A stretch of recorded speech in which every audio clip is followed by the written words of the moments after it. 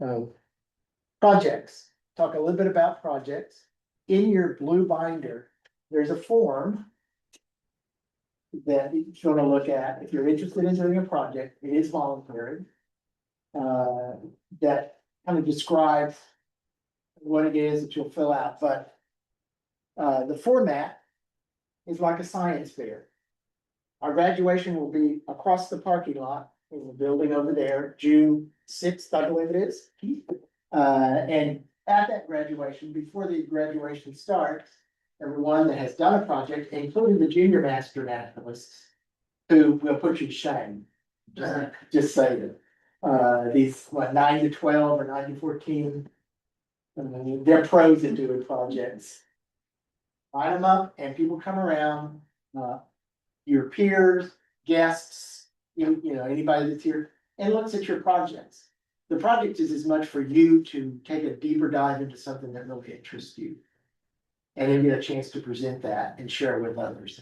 It is typically on a board or bringing something that you did. It is self-managed, we'll tell you that. It is voluntary. You say, hey, I want to do a project, fill out the form, so we know you're coming as much as anything. And we'll have enough tables set up for all of that. It can be an individual, you decide on your own you want to do a project, or, and we love this part, find like-minded interns, and do it as a team. I would suggest that probably the next couple of classes, we're thinking about this, we may do a few minutes where we do land, plants, animals, water. And y'all go find something and see if there's somebody like-minded in that general area to do that. If not, an individual project works. It's here. The form in your training manual is what you can turn into us. You can get started whenever you want. If you want to start right now to do a project, go for it. If you find somebody to say, hey, let's go do this, that's great. Some examples. I think we mentioned these last time. Stephanie in the back did a herbarium. She did a whole book, literally, where she found the plant, classified the plant, pressed the plant, put it in a book. So she's now a plant specialist. No, she said, no, I'm not. It's here. Ashley had a team that did bats. You're interested in that, and they did a whole presentation. Carolina, where's Carolina? She brought some native plants that she grew and potted and gave away. You know, that was like a highlight of last time. People were over there lining up for these plants. A couple years ago, I worked with a team and we did all things water, just water information, scaring people about the lack of water and the ungodly amounts of poop that hit the ground. Dog poop that hit the ground in our community and how easy that is to fix. So, we also had one really interesting, who wants to get it last one? Pocket Prairie presentation. Mark. Is Mark? Yeah. Where he actually created what's called a pocket prairie, which is a little spot of land that he set aside and planted native prairie plants in there. And he showed how he did it and the progress he made and the plants he used.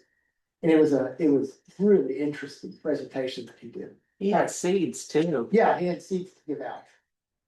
So, yeah, bonus points if you got giveaways. So, be thinking about it. You can start it now, you can start it Friday night before Saturday graduation. As long as you tell us that and bring it. It might be a little late, but If you're growing plants, start. Yeah, start early. All right, any questions for our next guest speaker? So before we leave today, after each session, we're gonna have this opportunity as you leave to mark on the flip chart over there, your key takeaway from the day or the progress that we've made. And we'll review that at the start of the next session. So on the flip chart, just jot down with the marker your key takeaway, the thing that you really resonated with you. Okay. So shall we start with our first with our first presenter, which is Lisa. Lisa Houston, who's the president of our chapter. Sure. State of the chapter. Well, no, I can just stay right here. right here is fine, okay, where's the L, I don't want it to, there it is, okay. Yeah, there's the L. Yeah. Hi, everybody, my name is Lisa Houston, thank you all for being here, and those of you online. Hi, Gwen, good to see you. That's what she did, that's okay. Thank you all for taking this experience with us. I was in your seat in 2023, so I'm a fairly recent graduate. Gotta admit, I look forward to doing this for years and years. My mom's been a master naturalist for over 15 years, so I was watching her do it and I kept saying, I want to do this. And she's like, you can't, honey, you're too busy. So finally got to retire and do what you're doing. So I hope you find it as beneficial as I have. So I'm just here today to just give a face to the president. I saw a lot of you in the meeting on Wednesday, so thanks for coming. That's certainly an opportunity to learn what's going on in the chapter, volunteer opportunities, meet other members, etc. We have approximately 150 active members, and then once this class graduates, we'll grow a little bit more, so we've been growing over time. This particular chapter, just to give you a little bit of history, is 20 years old. It actually split off from the Gulf Coast chapter. We had a lot of people up on this side of town, going all the way downtown to meetings and doing volunteer work, etc. And there was enough impetus for a group to get started up here. So in 2004, they got a committee together to explore it and set the path and the bylaws and everything that was required to start this chapter. So we celebrated 20 years last year, which is amazing. And it was a really fun opportunity to go back into the history that really wasn't captured very well. And so we spent a lot of last year capturing our history, our officers, all the projects that we worked on, all the partners that we had. And I'm glad to say that we have that captured now. But anyway, that was pretty fun. So welcome to the 21st year and all that you're going to bring to it. I also like to point out opportunities to get involved. I know everybody comes from a different space. For me, it was I kind of came in sideways and did some work. Invasive species was kind of my hook into Texas Master Naturalists. So there's a lot of ways to get involved and a lot of things that people are interested in.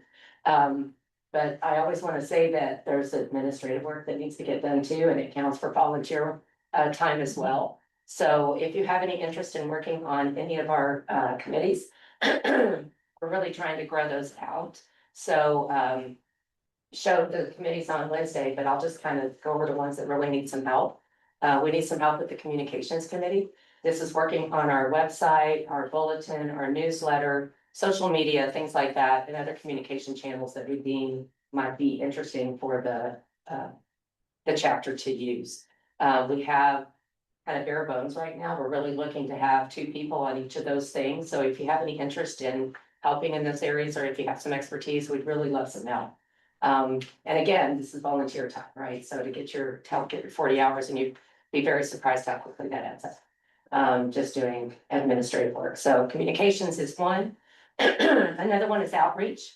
That's probably a lesser amount of time required because there's kind of a season for outreach. We see it at Arbor Day, it comes back in the spring, so it's kind of cyclical.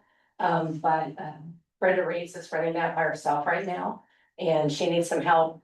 And it's not necessarily doing the outreach, it's just planning for it and getting volunteers to do it.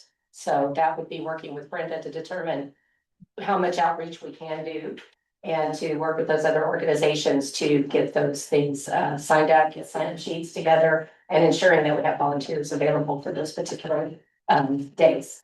So as I said, that one's a little bit smaller. Those are the biggies, but we have a lot of opportunities. So Diana's running the program committee. She's got a couple of volunteers right now, and I'm sure she could take a couple more. If you look at our committee structure and you think there's something that you'd like to do, please raise your hand. Michael mentioned chapter rep. We'll need that hopefully in place by February's board meeting, which is the first Wednesday of the month. Very low, that's an hour a month, basically, except for where you're reporting out here. He mentioned the reporting out, but we like reporting in as well, right? So you're bringing the thoughts of the training class, things that you'd like to see as a group come to the board. So it's a 2-way communication. So that's another volunteer. So anything above and beyond, let me know. We also have, of course, a lot of all the volunteer opportunities you've already heard, bulletin, website, et cetera. But be sure and look at that projects page. That is, our partners and basically what they have available. So if you have some interest in a particular organization, you know, we have 12 to 15 partners. I mean, it's a lot.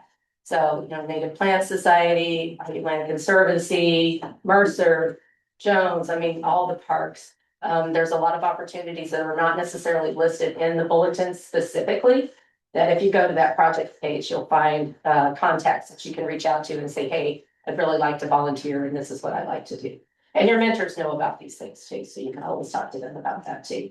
There is one project I want to mention that's not on the list, and that is a bat acoustic monitoring. If you have any interest in bats, we've had an effort, this is actually a statewide effort, but it's done by the chapters, where we actually put out acoustic monitors in various locations, usually in a grid, where they really want to know what types of bats are in a particular area that they don't have information on. If that's something that you're interested in, let me know.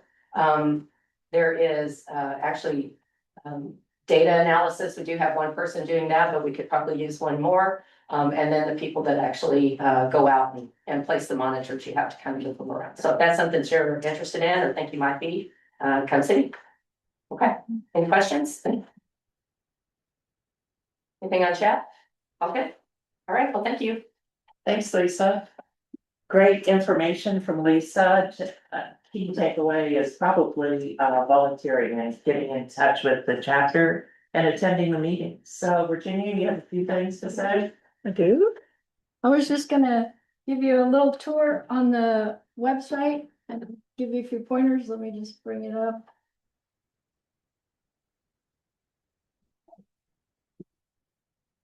So we are Heartwood, so it's Heartwood chapter.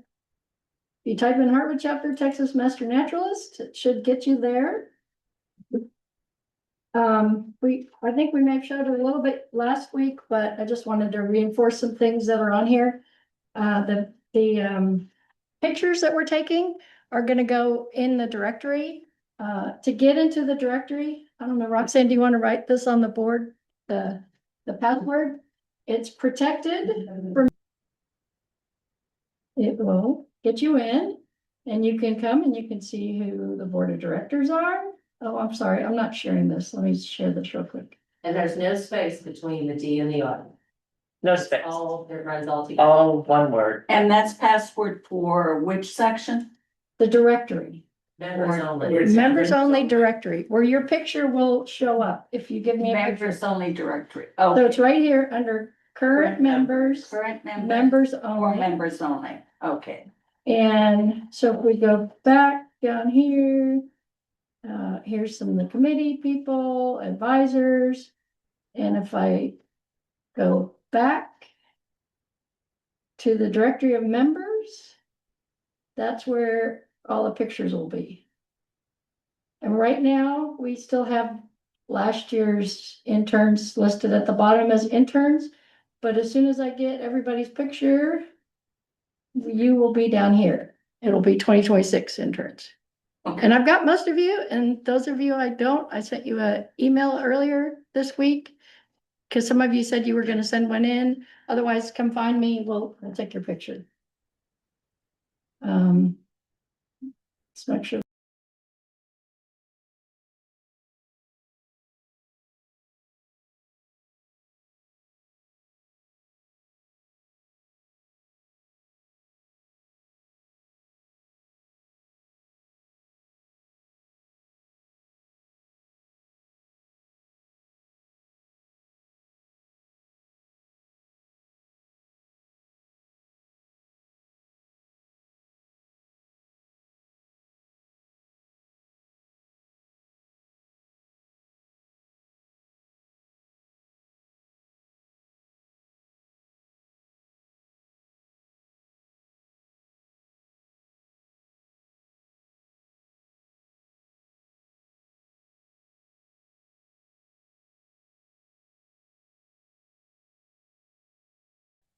The listserv will sign you up for notifications from the state. So if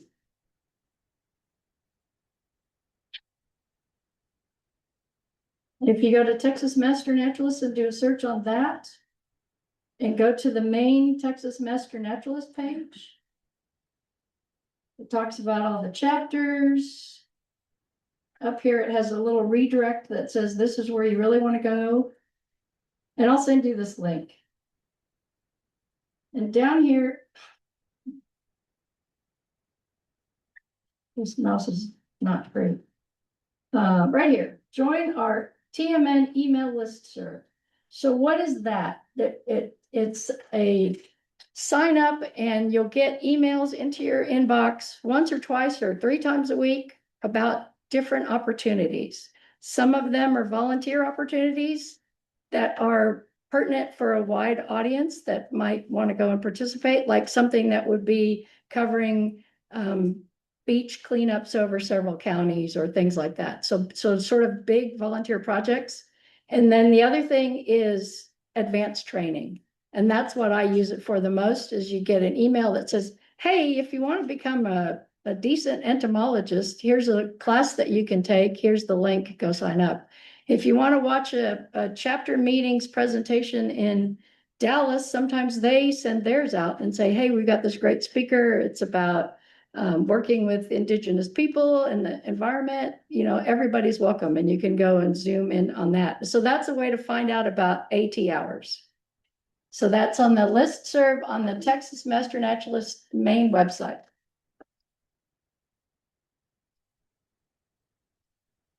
And like I said, I'll send a link to that.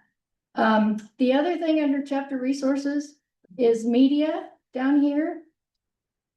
And up here, it says visit and subscribe to our YouTube channel. So this is the opportunity. We told you, if you miss a class and you can't, if we have a Zoom and you can't do the Zoom, you can watch 2 classes on the YouTube channel. So we're recording this today. So in about 5 days, depending on how long it takes and how the power situation is this weekend, there will be the recording of this meeting on this YouTube channel. And you can send a note to Heartwood Training and say, hey, I'm going to watch class number 2 for my YouTube credit. And then we will send you a list of questions for you to answer afterwards. The state has a requirement that you need to have 40 hours of class in person, and they don't want you to just watch things and be in a vacuum by yourself sitting in your house, because you don't get the interaction of asking questions of people or hearing other people's answers and discussion. So if you watch YouTube, we'll send you a email with the questions for you to answer, and then that will help you get the credit for that class. And you can do that for 2 classes. So you can get up to 8 hours of your 40 hours doing this YouTube channel. So like, here's a class from last year. And it, basically is the recording from the Zoom recording. And I think I might have one more thing I think that's it. I think I got them everything. So anybody, any questions on the website or the YouTube or anything like that? And I'll send a link to all those. I'll send a link to the YouTube, a link to the listserv, and a link to where the directory is. Are you going to review separately how to log our volunteer hours? Melissa is going to go into that in intricate detail today. Okay. Yeah, so this is our new section. You're gonna get one of the people from the training committee every class, and we call it Minute of Opportunity. This is how each of us volunteers, because we all volunteer in different ways. Now, before, this is just 1 minute, so I have to be very quick, but if you have any questions, contact me. Yeah. First of all, if you don't have time to volunteer yet, focus on your initial training and you will be able to volunteer later. If you have extra time, then you can do both. Then look for something that works for you.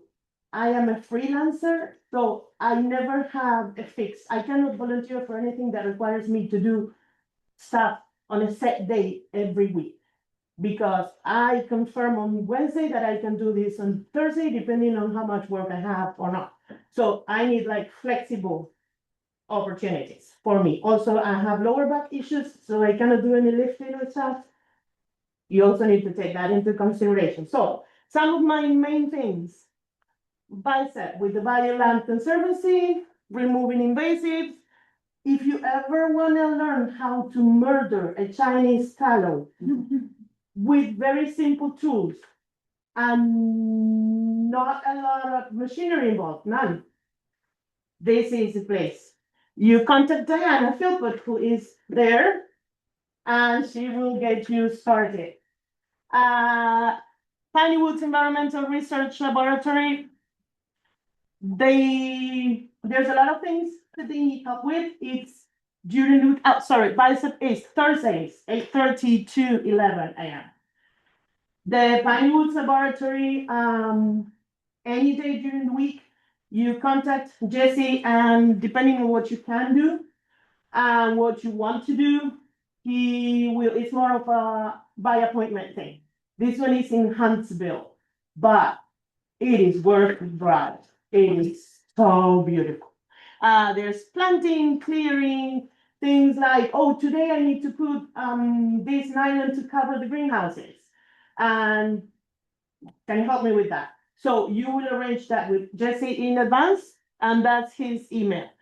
And then the last one is Clevewood Ecological Surveys. They happen on Tuesdays in the morning, and you just go around with some of the people who work there, and there's a pollinator survey one Tuesday. The next Tuesday, the following month, it's let's see how many birds have nested in our birdhouses, and you learn so much because you are there doing the survey and you have these people that know so much around you, and you learn an amazing amount of stuff. Now, for that, you need to go to the Precinct 4 Harris County page, and if you want the link, let me know, and I couldn't put it there because it was way too long. But once you enroll in Harris County Precinct 4 for volunteering, you will get the emails for all the sessions.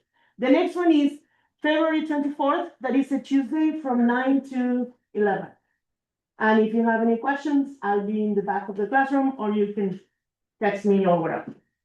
And for those of you that are more west in Harris or Montgomery County, Heartwood is really great because it's over off 99 and or Crossroad it's west, it's northwest. Okay. Thank you, Caroline. Yes, Gwen, she will be presenting the next topic. And Gwen, if you could just say a few words about your background. And we got a full class and a full Zoom session for you. So we're ready to go. We're going to check out the volume to make sure everybody can hear you. Okay, am I good? Can you hear me? Yes. Good. All right, and the volume's okay? Yep. Okay. Hi, I'm Gwen Lanning. Unlike a lot of people that are going to come and speak to you, I am not accredited in anything. I'm not an expert. I'm just a Heartwood chapter person since I started in 2009, graduated in 2010, and have been active every year to some degree. And I just learned a whole lot of things about a lot of topics. So I'm just hoping to ignite your interest, spark something where you find a topic that you like. All right, so what we are going to do first, I have two sessions basically, and the first one's about 45 minutes, and it's going to cover things from the archaeology chapter and from the historic naturalists of Texas. We're going to do 20,000 years of Texas history in 45 minutes, basically. So we're going to look at who were the first naturalists to study in Texas and what were their experiences. And we're going to start here. This is one of the most important places in Texas, and it's one of the least interesting to look at. This is near Florence, Texas, which is northwest or north of Austin, north of Georgetown. And when you walk down this pathway, you can see different rock beds coming together, different layers of rock, and you proceed down this little hill and you cross this little boring looking little stream and you come to this cow pasture with this little markers in the middle and you're like, okay, what could possibly be here? But in 1904, this was owned by a rancher named Galt, and people always found Indian artifacts on top of the surface, and he let people come in and he pay to dig. So in 1929, archaeologists found the place and realized it was important, but they were like, it's been dug over so much, we'll never find anything here. But then somebody came back, they got permission from the landowner, and they did an excavation. And the landowner, oh wait, let me get to, all right, the landowner came on this. This was, I think, in 2007.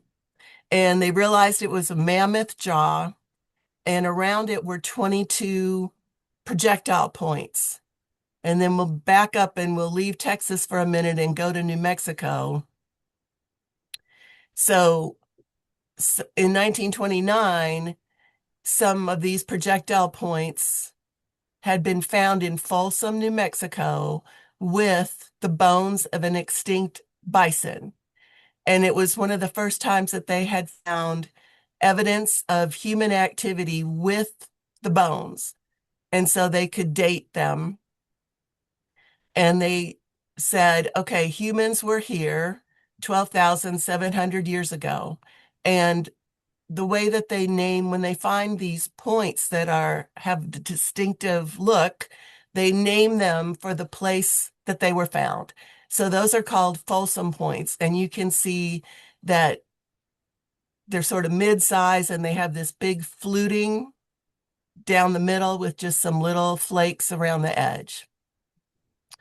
And then in 1934, these more robust points were found in Clovis, New Mexico, and they were found with the bones of a mammoth. And so they said, okay, humans were here 13,500 years ago. And then they called those Clovis points. And the consensus was, okay, that's the earliest humans were in the Americas. There's no way they could have been here before that. And then all around the Americas, they have found Clovis points there's 14 different areas where they have found them with animal bones where they could date what it was. They didn't know if the Clovis people have anything in common with each other than their technology. They just don't know that much about them. But they decided that was the oldest humans could have been here. So then at the Galt site, they dug down, they found this mammoth jaw, they found the Clovis points, 22 Clovis points. And they said, for the archaeologists that found them, said that this is more Clovis points than most people see in a lifetime. And here they all were around this jaw. So then they kept going, and you can see here, they got to like a empty, sterile soil, nothing in it. But they kept going down to bedrock, and they found even older, all kinds, just tons of them, 100,000. They count the little chips and everything. And they can now use the luminescence dating, and so they date those to 14,000, 16,000, maybe 18,000 years ago. I'm sorry, 20,000 years ago. You see this before present BP. They mark the dates differently all over. They say BC, before Christ, BCE, before the Common Era, BP, before present. and YA years ago. That's all different ways that they will mark it. But it's just, get this out of here. Incredibly important. It looks like nothing. They went ahead and they closed that pit back up because of course, fears of looting. And then the water table is so high there that they were just always having to pump the water out. And so I'm just touching on all this. This information changes all the time. Just they're constantly finding new sites in the Americas that are pushing back the date that people got here. And so I recommend this site, the Center for the Study of First Americans. If you're interested in this, it has a lot of just a lot of resources. And then this movie just came out, The Stones Are Speaking, and it goes into how the Galt site was run over the years and the way that the archaeologist Mike Collins worked with the landowners over the years to get them to allow the dig and to allow, now it's in nonprofit hands, the archaeological, I'm sorry, I've lost, Tarl owns it, and you can go and tour it. And the movie just says it all. It's available on PBS, streaming, Amazon, etc. Okay, let's see if I can, let's see. Okay. Are there any questions? See if you can see chat. Do that, everyone. I can't hear myself, so this is weird. So,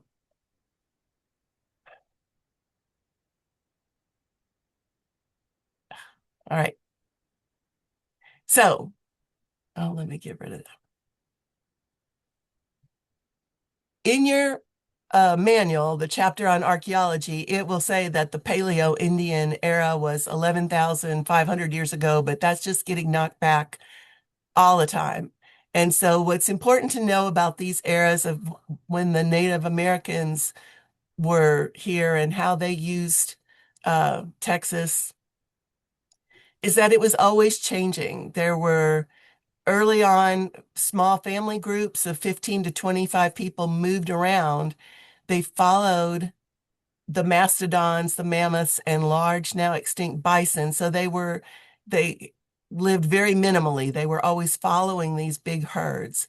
They had large stone points, which were affixed to their spears or the atlatls.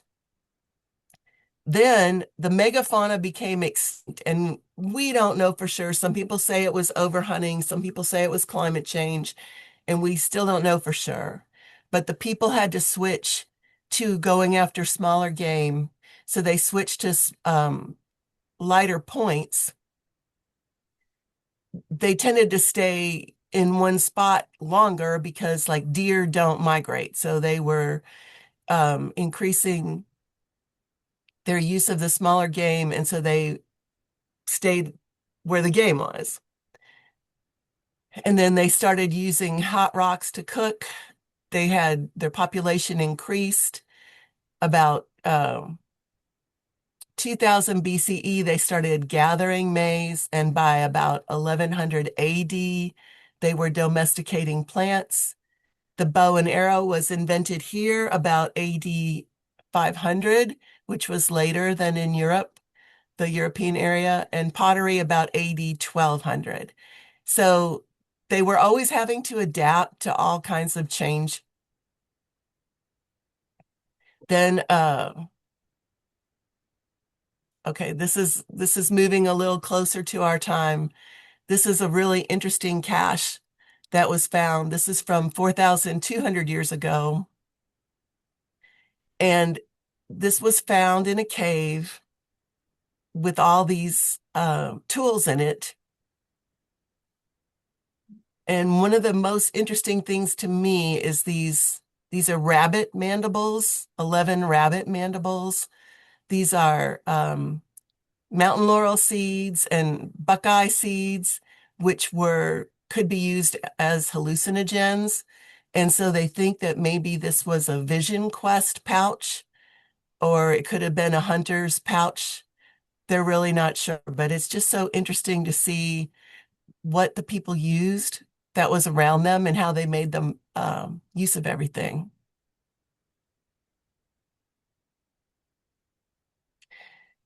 So when the Europeans first got here, there were many different Indian groups in Texas. And as the Europeans got to the east coast of the Americas, of course, they pushed Native American groups further west, and that impacted the ones who were already further west. And it was always change that they had to deal with. So the Spaniards got here 1519. And ironically, a lot of what we know about the early Native Americans came from expedition from Cabeza de Vaca, who got here in 1527. He was part of an expedition of, I think there were 300 people on the expedition in two ships, and they were, of course, being Spaniards looking for gold. And so they landed, we're not sure where, but we think they landed somewhere here.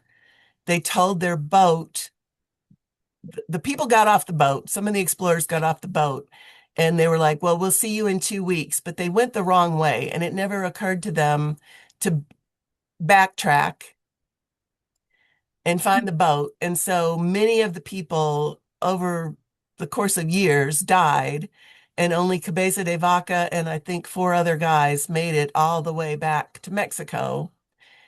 So he traveled through this area from 1527 to 1536. And then he didn't write about it until about 10 years later. So things that he wrote about the different Native American groups that he encountered, he had language barriers. He might not have got information correct. He might not have remembered everything properly. But what he did write about was how they made the use of the native plants. And these were some of the ones that they could have used, the Mustang grape and the common persimmon. They would set up camps when the prickly pear fruit were in season, and they would just live near the prickly pear and eat the tunas and process them for a few months at a time, and also use honey mesquite.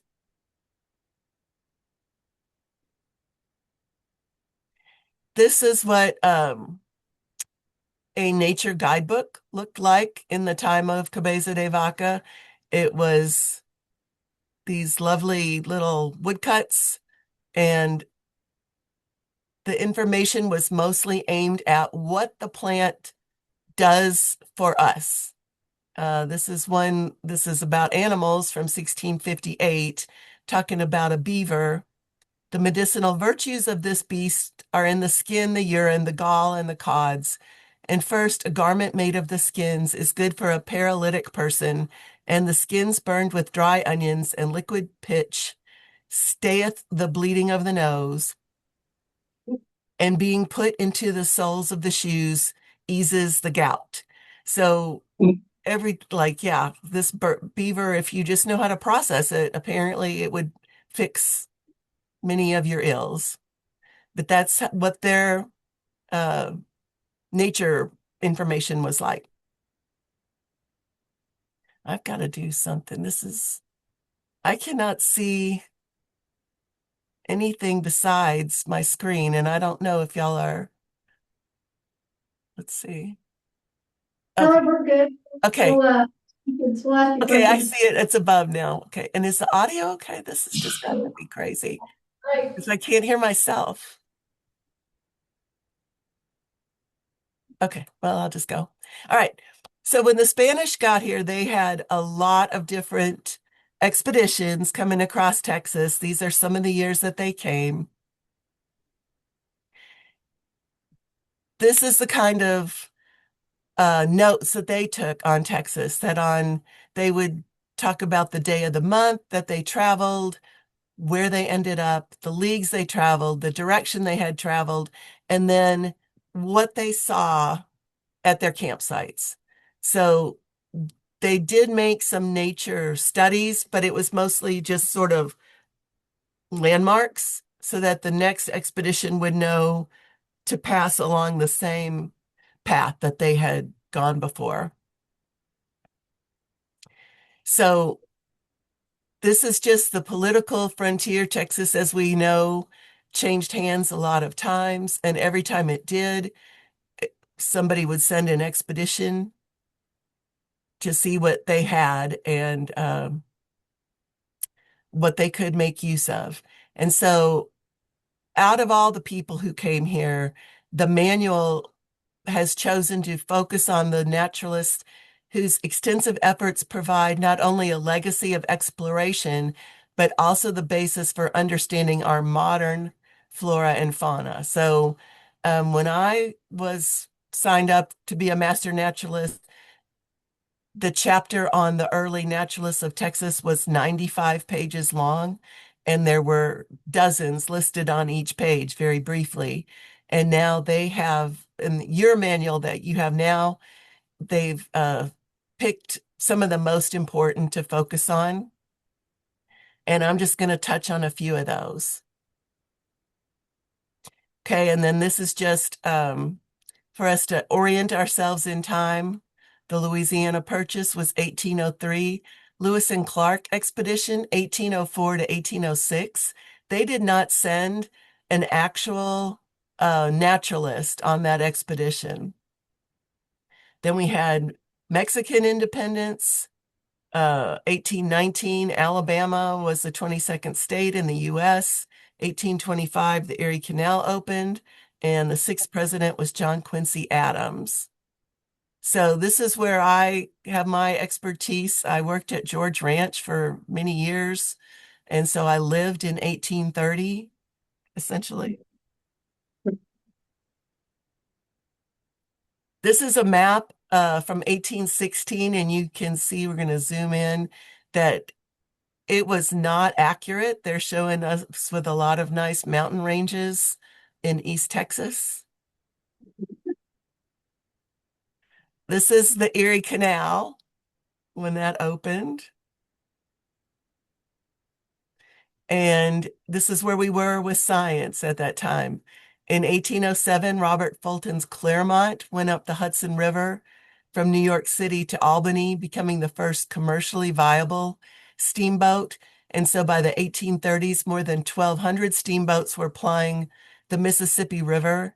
And I think all the naturalists I'm going to tell you about came to Texas by steamboat originally. This was the state of trains in 1829. This is the Rocket, which won a locomotive contest. And it just had like a kilometer of a circular track, and people would ride it for entertainment. And the Baltimore and Ohio had 13 miles of track, but the carts were horse-drawn.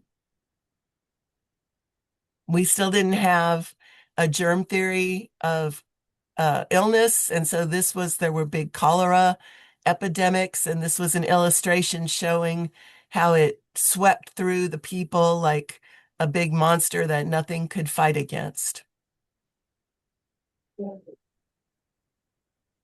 So just as today we send explorers into the Amazon, in the 1800s, various governments and universities would send sponsored expeditions to explore Texas, and they would send a naturalist, mild-mannered naturalist.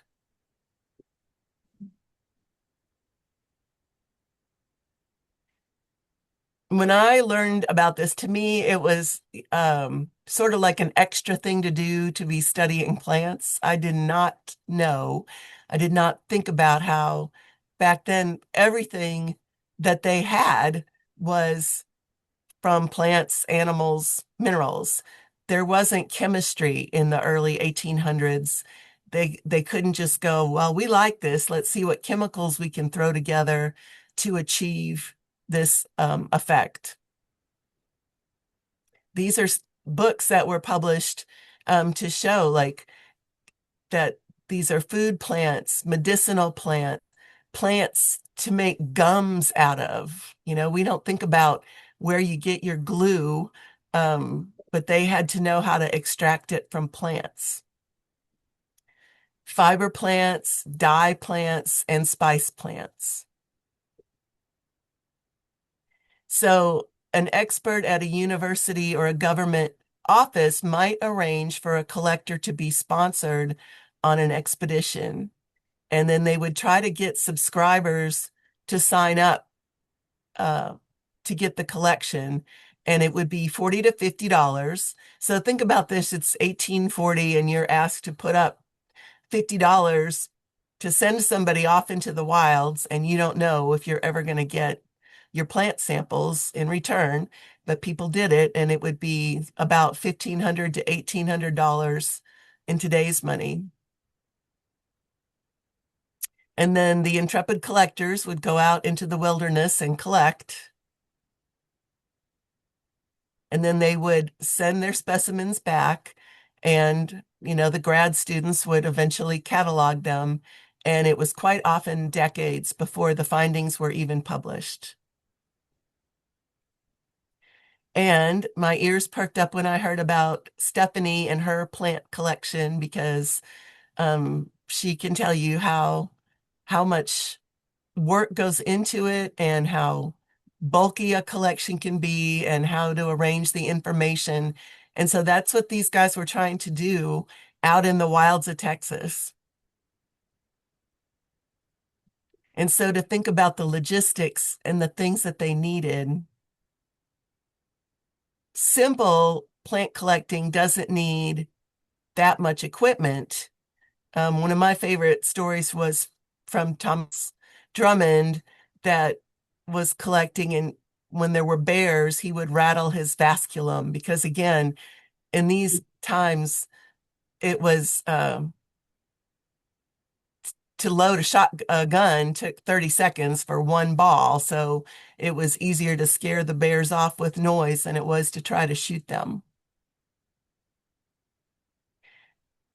These were the things they needed. And it amazed me that they had specialized paper back then, absorbent paper for the fresh plant specimens, stiff paper for the plants once dry. But then everything that they were carrying with them was heavy, copper, glass. They didn't have nice little Tupperwares like we have. This is a glass jar full of cochineal insects, which are used for red dye. And this was collected in 1841 by Berlandier. I'm going to talk about him in a minute. If we want to look up a plant, of course, now we have iNaturalist, take a nice little picture with our phone and it tells us what it is. Back in the day, we had these nice color nature guides, and you could just flip through till you said, I think that's my plant. But their nature guides in the 1800s looked like this, mostly in Latin, very few illustrations. And so most of the naturalists would study these things before they came out, and then they would kind of have to just remember the information. They couldn't always even bring this kind of book with them.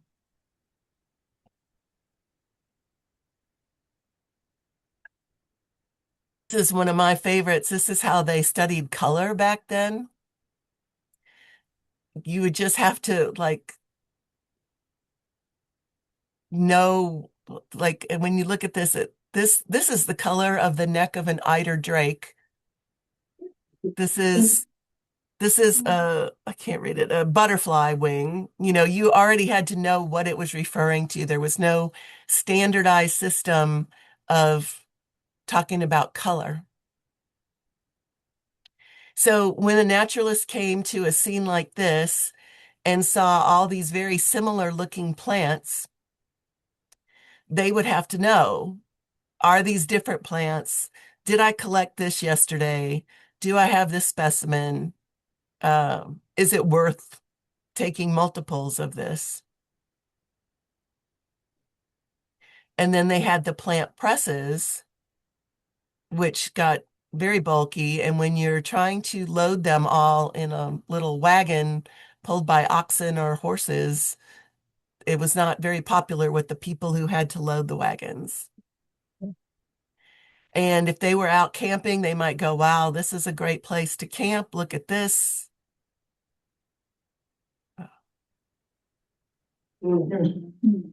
But then upstream, maybe it rained and this is what happened.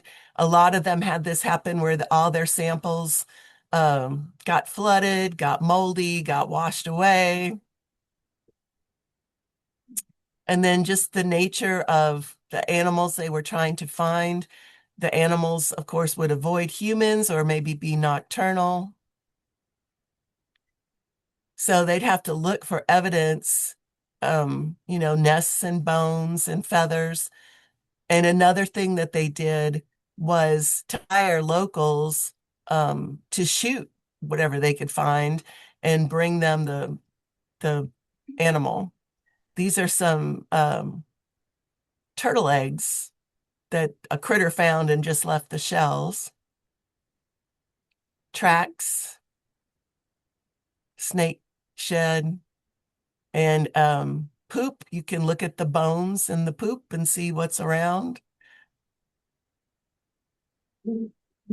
This bunch, I think I found very limited information online, but this seems to be that a skunk found a beetle nest and ate all the beetles and then pooped out the shells.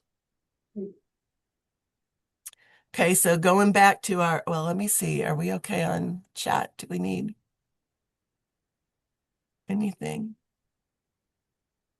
Oh, let me get. We're good. We're good. Okay. Okay. Okay.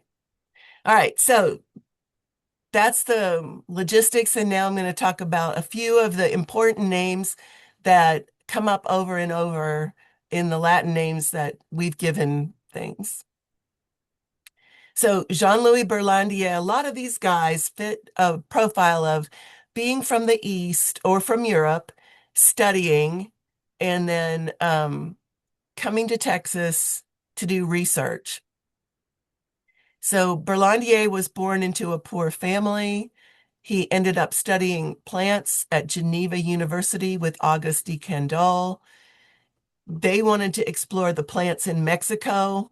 So they were saying, well, you're young and unattached, so why don't you go? So he landed near Tampico and he stayed in Mexico for a year while money for the expedition was gathered. And then while he was there, he did these kind of drawings of the landforms. So he arrived in Mexico in 1826 and was sent out with the Mexican Boundary Commission.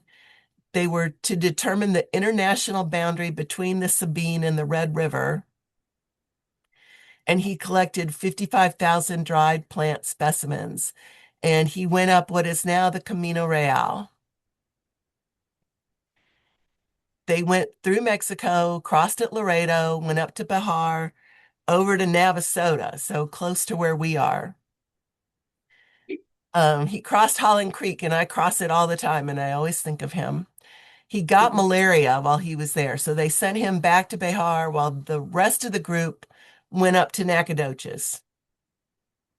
So he sent back to Switzerland 55,000 specimens of 2,320 plants. And they got their fine, but de Candolle told everybody, well, that wasn't enough. I don't think I got my money's worth. So Berlandier heard that, and then he was like, well, I'm never going back. He just stayed in Texas. And I just admire him so much because he gathered data in so many different areas. He worked as a doctor and he died crossing a flooded river in 1851 down in Matamoros. And his widow, he married a native woman, and his widow was like, I don't know what to do with all this stuff. So an army officer bought it and then sold it to the Smithsonian. And they and Harvard still have it, but they haven't digitized it. You know, a lot of this stuff is available online, but they have not digitized all his stuff yet. But he was also very interested in the Native Americans and their way of life, and he collected all kinds of things from them and wrote a book about the different groups of Indians that were here in 1830. So this is just some of the areas of data that he collected. One of my favorites is the cyanometrical. I had never heard of that. That is, what is the color of the sky today? He had manuscripts in all these areas, comparative anatomy, birds, meteorology, just on and on. These, you can find a lot of his plant samples in online herbariums, and this is one of my favorites because it says it was collected between Laredo and Bayard. Like, oh yes, we can just go find that right now and see if our plant is still somewhere in that 400 miles or whatever it is. And so the Texas green eyes is named for him. The Rio Grande leopard frog and the Texas tortoise. So now we go on to the era of the Texas Republic, which of course we say that we were independent in 1836. Well, Mexico did not exactly agree with that, and they continued to document in Texas territory. There were Comanche Kiowa Indian Wars, 1840 to 1870s. Texas was annexed to the U.S. in 1845. Then we had the Mexican-American War. And then we had the United States and Mexican Boundary Commission, 1849 to 1852. So by this is a map from 1833, which is looking more accurate. This is showing the different impresario areas that were set out. And what this was, the leagues were overseen by somebody, like I'm sure you've heard of Stephen F. Austin. He was not given all the land. He was given the rights to bring settlers into the land. And then for every so many they brought in, the impresario would earn acres of their own. And this is Washington on the Brazos, the house of the, I think the second president of Texas. And then this is a recreation of what buildings would have looked like back then and what people were dressed like. This is what Austin looked like in 1840. So into this world came Charles Wright, and he was another one who was educated in the East. He came here and as a teacher, and he had started sending samples to Asa Gray. Asa Gray was back at Harvard, and he was coordinating different expeditions, the work of different naturalists all over the world. So this was his world in 1844. And so he got Charles Gray a position on the U.S.-Mexico Boundary Survey Commission. So they were going from San Antonio to El Paso and back. The military agreed to transport Charles Wright's trunk and paper. So he had to walk, which, yeah, I guess that's what everybody did if they didn't have a horse. And he gathered his samples. And this is around Seguin. This is what it looked like crossing a river where it had been settled. View of San Antonio. This is what a camp looked like They camped on the Leona for quite a while, sorry. This is the kind of territory they would have been walking through. But poor Charles Wright, they did not ever come up with a way to get him his fed. So the officers would say, well, we'd love to help you, have you eat with us, but then we would have to give food to everybody who came along. And the enlisted men were already mad at having to haul his stuff. So they didn't want to let him eat either. And so we have all of his letters are online, and I've transcribed a lot of them, and it's just the poor guy. Every 2 weeks he was writing back to Asa Gray going like, nobody likes my work. I have money in my pocket, but it does me no good. I can buy nothing with it. It's not like there were stores anywhere. I sit invited and see others eating, and it is a severe trial to my feelings to thrust myself among them. The men have their ration and often none to spare. How am I to get along to El Paso? I know not.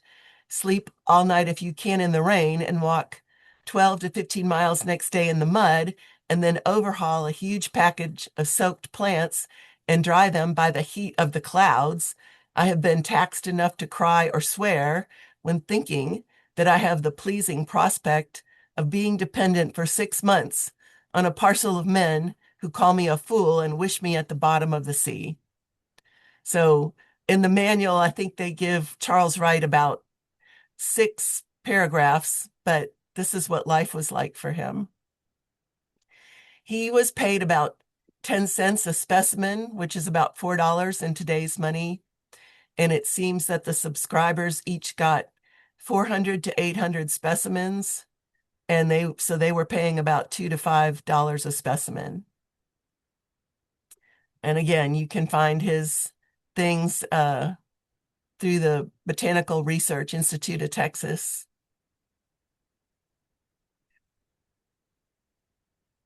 Secondly, he went on another commission, and at this time, trains were now looking like this, and the United States government was trying to find the best route to plan a intercontinental train, and so the Charles Wright went on the expedition that went from El Paso to California.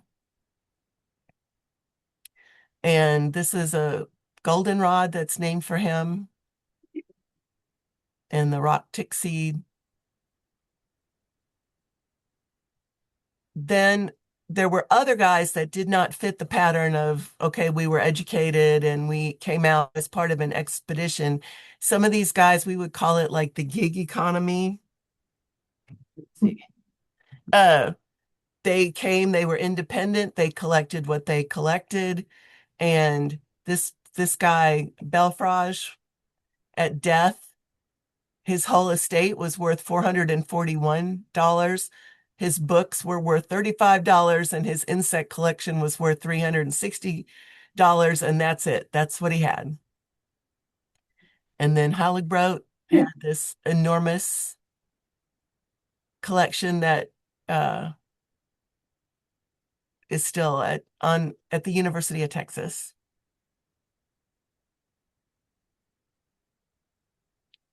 Ferdinand Lindheimer was another guy. He came from Germany and lived in Texas for many years. He got to do Charles Wright's dream. He got his own wagon and mule and just would go out with a gun and 2 dogs for months at a time and just collect what he wanted to collect. He wrote a lot about plants, but he wrote in German, and so his knowledge was underrated in the US for years. He shipped plants to St. Louis for 8 years. There were subscribers, but there was a lot of confusion with how they were labeled and cataloged. And then someone in Germany published the information without permission. It was a big mess, but now he's really recognized for the work that he did. And this is his house in New Braunfels. And we have the prickly pear named for him.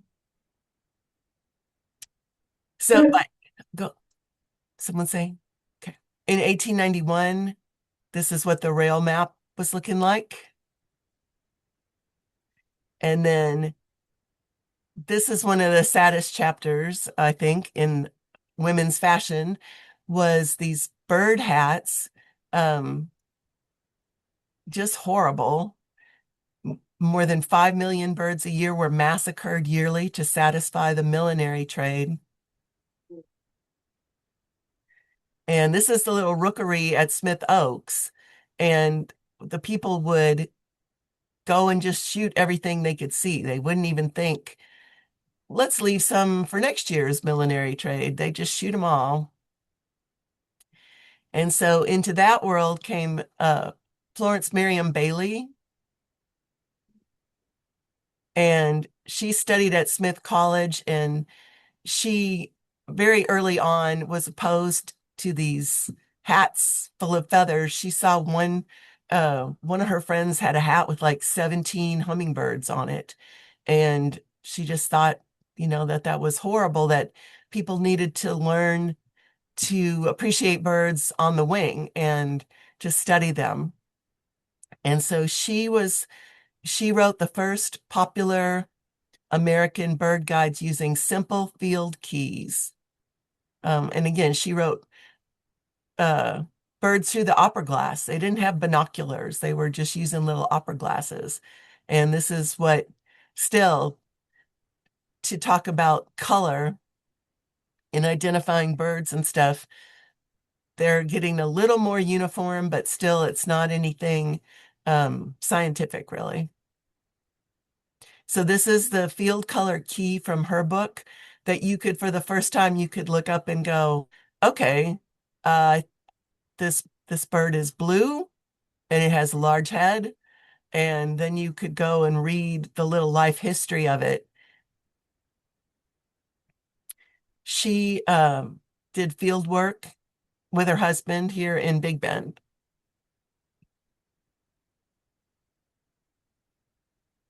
And that's her book. So the work that these people did is still very important to us today. Their samples that they saved, their skins, their skulls, their specimens.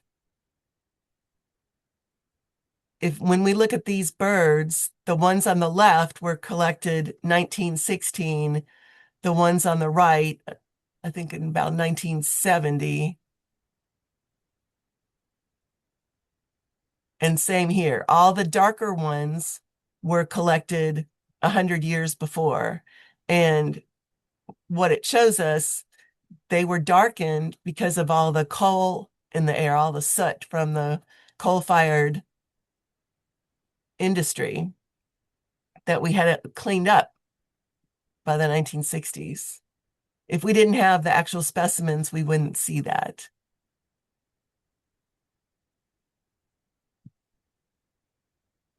Okay, so let's see, I'm gonna do, these are my recommendation. Like, if you want to know more about the Native Americans, these are really good resources. And that movie, The Stones Are Speaking, is excellent. There's a lot of videos out there about the Galt site. And of course, it's some retired person walking through saying, oh, wow, look at this. So I recommend the ones that are from Archaeological Conservancy or Center for the Study of First Americans or Texas Historical Commission, because those are, fact-based. And then these books, I recommend these books really well. And then if you are the kind of person who wants to know where I got all my sources, I have the list, but probably no one really wants to know that. So let me see how we are. Anything? Okay, chat. Okay, good. All right. So somebody wanted to, see your archaeological, reference in the very beginning, the link that you had. on Okay, your- this is the one, it's The Stones Are Speaking. Right? And you. then all of especially this one, the study for First Americans, they've got so much stuff. And I just became a member of them too. And the information on when people first got here is just changing constantly. They're finding so much stuff all over that it was earlier than they thought. So, um, we can take a break before the next one, or the next presentation's shorter. I know people want to probably get home. So tell me what you want me to do. You guys wanna do? Keep going? Keep going. We'll keep going, Glenn. Okay. Okay. Crystal, you said the list of edibles, herbals, and medicinal plants that you want me to go back to the slide that shows that link? I get on archive.org all the time. And I just look up old books.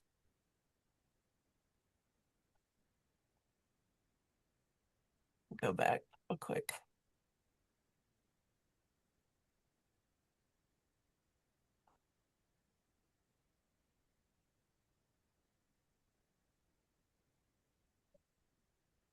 I'm sorry, I can't see my other. Here it is. Nope, nope, nope.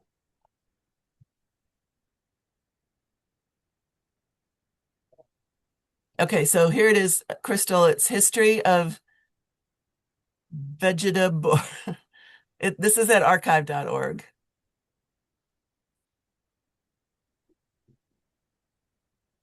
Yeah. Okay. All right. So now let me stop this share and go to my other. Let me close out of that one.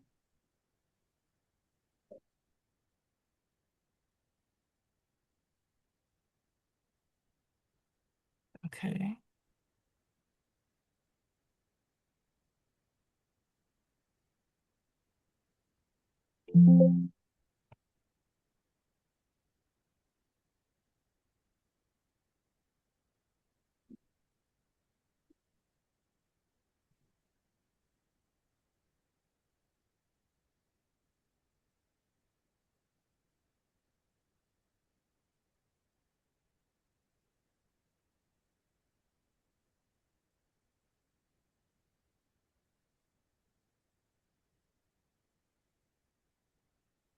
Okay, is that one?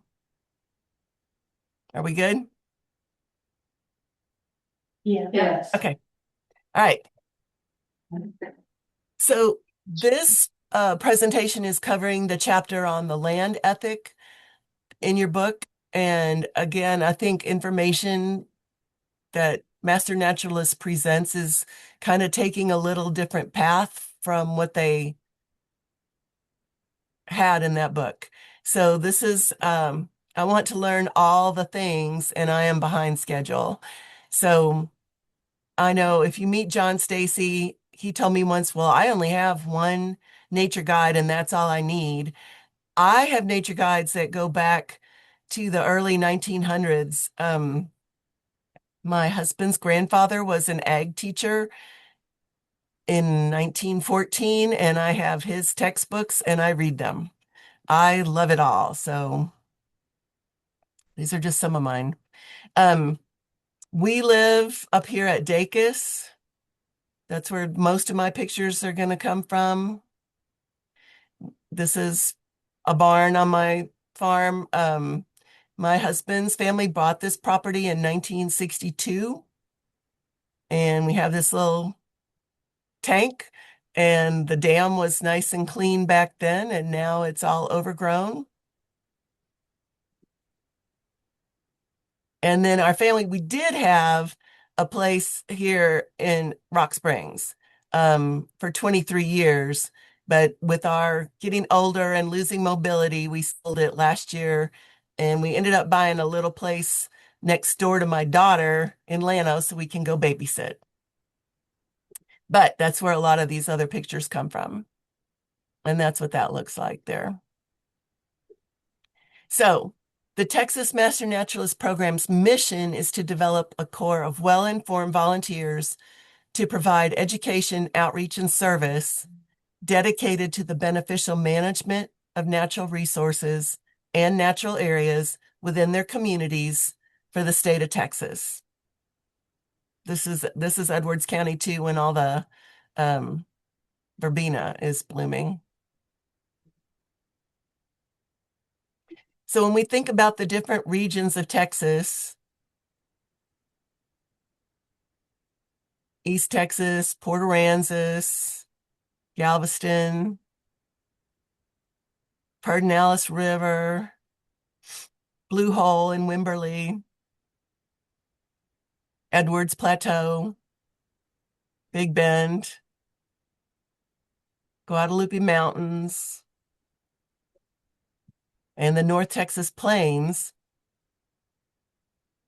Whether you're in an urban area or a rural area, nature's all around us everywhere, and people who need us to help them understand it. 83% of Texas land is rural, but 86% of the population lives in the urban areas. There's 30 million of us about in Texas. 95% of Texas land is held in private lands. And this is, different than most of the Western states. Most of the Western states have a lot of public lands. The large ranches are being broken up into smaller properties. About half of the landowners of rural property are absentee landowners. Healthy land is important to all Texans, regardless of where they live, regardless of if they go out into what we think of as the natural areas, because healthy land gives all of us better grazing land, better wildlife habitat, greater ability to withstand drought and flood. That's important to all of us. Less susceptibility to plant and animal disease, less susceptibility to erosion, more productivity, and more beauty. So beneficial land management practices look different depending on which region of Texas you're in, but this is not beneficial land management. This happened across the street from me. There was a 7 acres, and like overnight, this happened, and they only left these trees because that was on the neighbor's property. They dug these trenches and started throwing stuff into it and burning. And one of the neighbors went over and said, "What's happening?" And they said, well, we're a company from Louisiana. We're going to clear pipeline easements, bring it all here and burn it in these trenches. And what they didn't know was that people in our neighborhood were fire marshals and environmental consultants and knew that that would not be legal. So that came to an end, fortunately. But this nice little suburban house, which was my house in Sugarland, that's not so great either. There's nothing native in this little landscape. We have the Bradford pear, and well, I guess the bald cypress was native. But when we first moved into this house, it had been empty for a year, and the first letter we got was from the homeowners association telling us to pull the weeds, which were pink ladies, the evening primrose flowers. They viewed those as weeds that needed to be removed. So just because it's green doesn't mean it's healthy. If you got nothing, you've got a lot of Asian lady beetles as your only wildlife in your yard, that's not so good. So for Texas Master Naturalists, we need to begin our studies of the natural world and continue our study delving into the elements and keep in mind the interconnectedness of the natural world. And I love this lyric from Lucas Graham that the smallest voices, they can make it major. So when we're defining healthy land, it would have diverse native flora and fauna populations and be sustainable long term. There's two basic goals: diversity, to look for a variety of species and variety within species, and sustainability, to use a resource without depleting it or permanently damaging it. And so when we're looking at a place, we can look at what is the diversity of species that are present. So here we've got our white-tailed doe, and here we've got an elk. Elk were in Texas, and they have been reintroduced.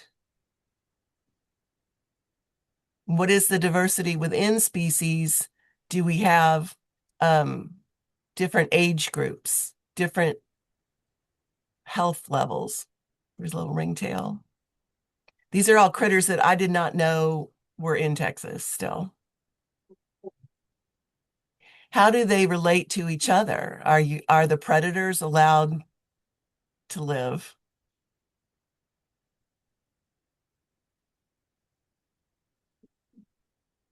Oh, I just want to go back. So on this creek I had two cameras, a still camera and a video. And if I didn't have them both, this was the still picture was the fox. And then the little spotted skunk came up on the video, and they're very rare. So I was glad to capture that. That's the only time I saw one.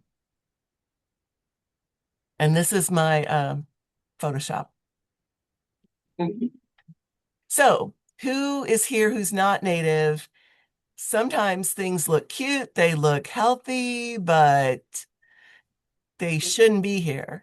These are aoudad, which are, I think they're their own thing. They're not sheep, they're not goats, they're not antelope. They were brought in from Africa and they're everywhere. These are axis deer, which were brought in from India, and they can outcompete the whitetail because they will eat grass as well as the leafy forbs that the whitetail like. And of course, we all dread hogs. And this is why, and when you look at the varied age group of this little bunch of hogs that went across in 3 seconds.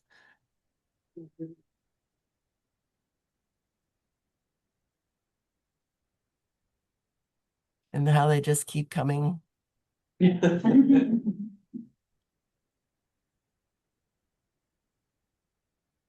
More. So, and again, this looks great, but this grass is King Ranch bluestem, which is, even though it's called King Ranch bluestem, it was brought in from Africa.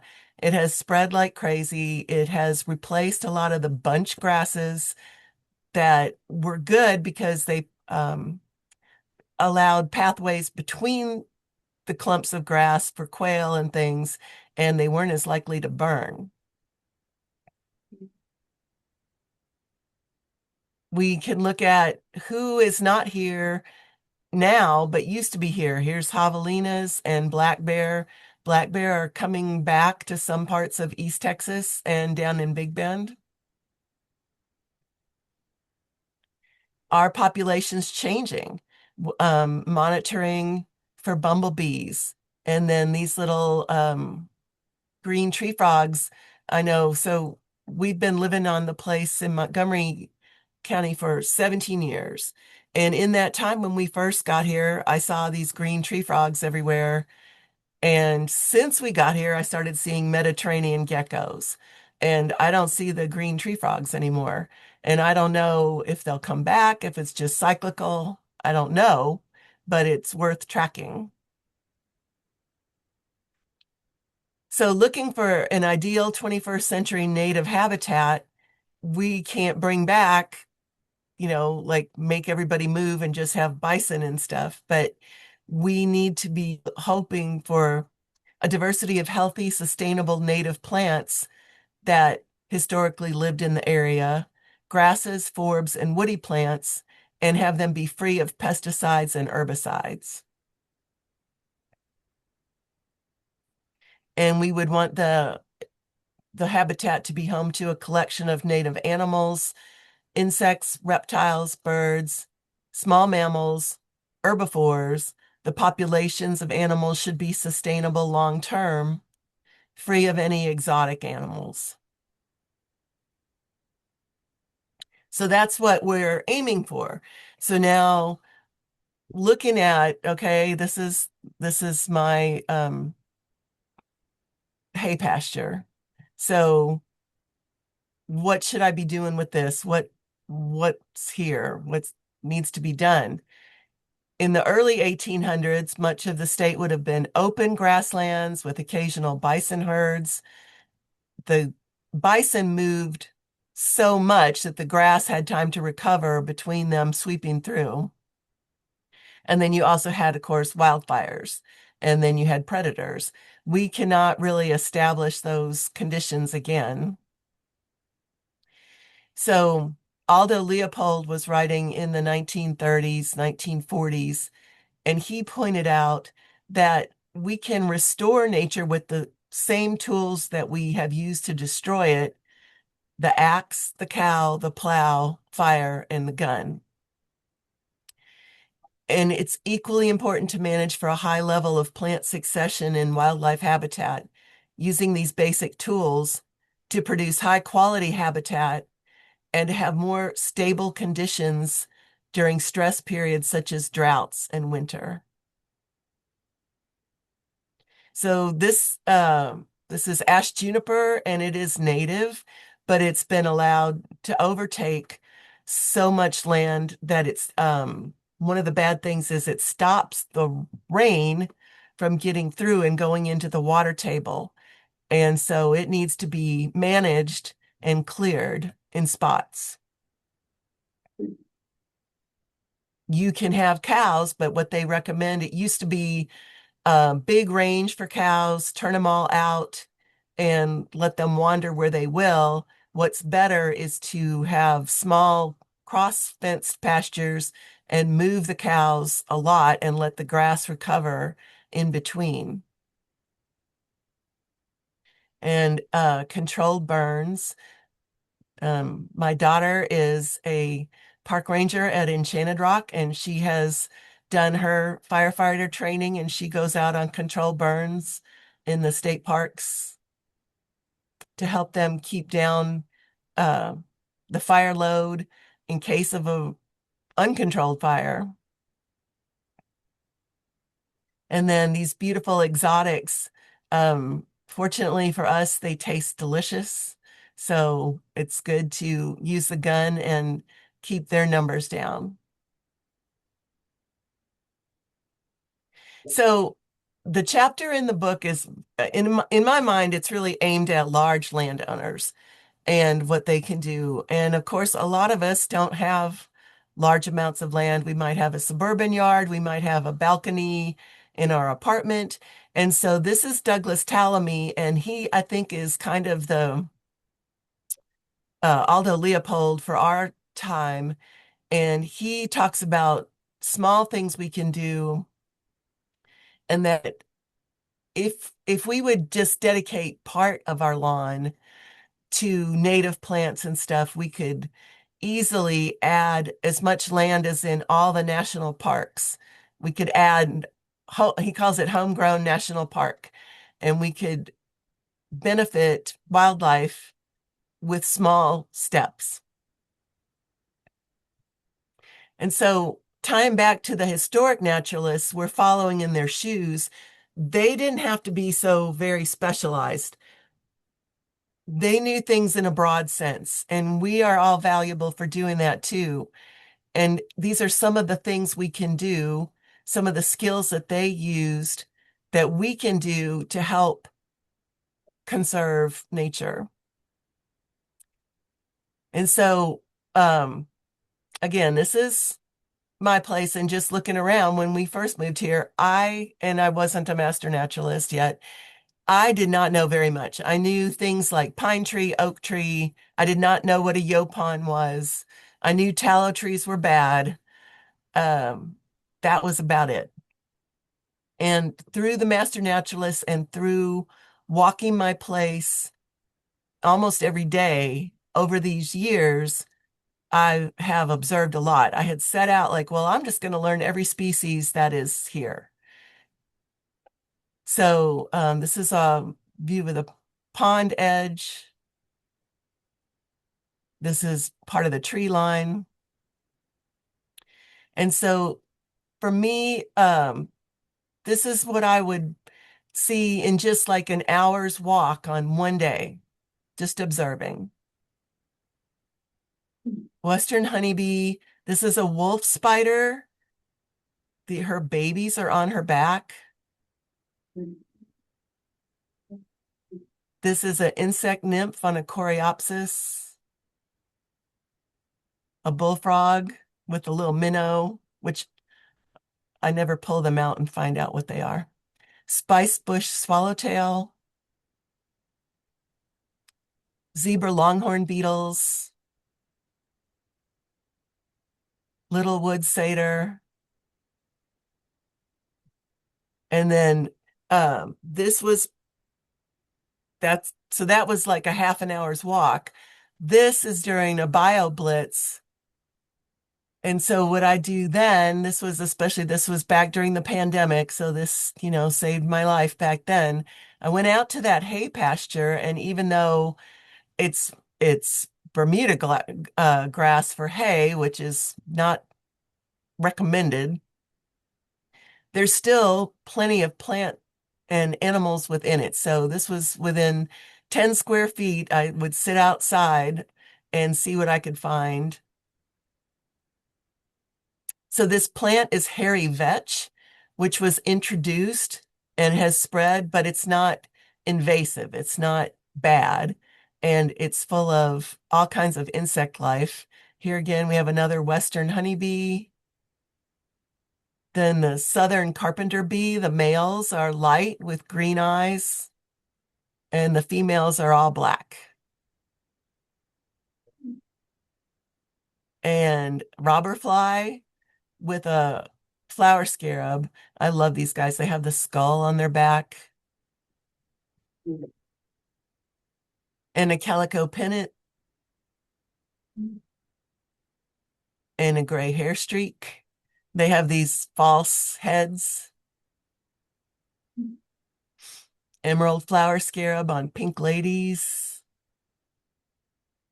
A Riekertz blue and the ever-present love bugs. And then there was the snake skeleton in there too. And then another thing I've started to do now, and then again, it's getting older, not moving around so much, is putting up a sheet. I learned this from Sam at the Master Naturalist conferences. Just put up a sheet with some magnets on a vehicle and hang some cheap black lights. And everybody gathers around to see what critters we got. This was a toe biter that they got down there in Houston, right by a fancy hotel. But these are some of the ones I've gotten. I was so happy to learn about this bug. I have a sweet gum tree that in the spring I would walk out and all these skinny little branches would suddenly be scattered on the ground all around. And I would be like, well, how did that happen? And then I learned about this insect, the twig girdler, that I guess is doing that. This is a Carolina sphinx moth that my dog was playing with in the yard. And since it had been in her mouth, I thought, well, it's not gonna do well. But I put it out on a tree just to see, and I went back and checked that night, and its wings developed fine, And then this is what it looks like under black light. And then the other fun thing about mothing is that their names are just so ridiculous, like the distinguished Colomicus. There's ones called a Merry Graphic and a Festive Midget, and I don't remember what all else. And this one is just beautiful. And then like these wasps that come up, Luna moth. And so this is what I just have some cheap black lights. And this is a great thing to do if like when I'm visiting with my kids and grandkids, we can sit around at night and the adults can have a beverage and we can see nature and the kids are amused and nobody's in trouble and they really love that. And then sometimes I just go out with a regular flashlight and my camera at night, and it just helps get great photos because the background just goes away. And just to see, oh, look, there's a caterpillar sleeping. So I said, okay, I'm going to find all the species. Well, this is what I found so far. All these, like when I became a master naturalist, I did not know that there was more than one kind of dragonfly in the world, but I have found 32 just on our farm. And then moths and butterflies, I'm up to 120. It's just amazing to me. So another thing people do is they track the phenology and they make these phenology wheels, especially, artistic people, they do the phases of the moon, and then they might do a different plant, or just they might do um, a slice of sketch of what they saw that day. Another thing to track is life histories. This is a nest. We have a smoker, where my husband grills, and I happened to find this nest in it one day, and I was like, well, these are not going to do well. And I would go back every week and just take a quick peek, and they hatched and feathered out. And then I just happened to be out there the day that this one, he flew out the vent and he was fine. And metamorphosis is just so fascinating, watching the insects hatch. I would find these cocoons everywhere, and I kept one, and this is what came out of it. Just the beautiful antenna of a male moth. And then found this grub in the compost heap so you can see how big it was, and I kept it, and it turned into an ox beetle.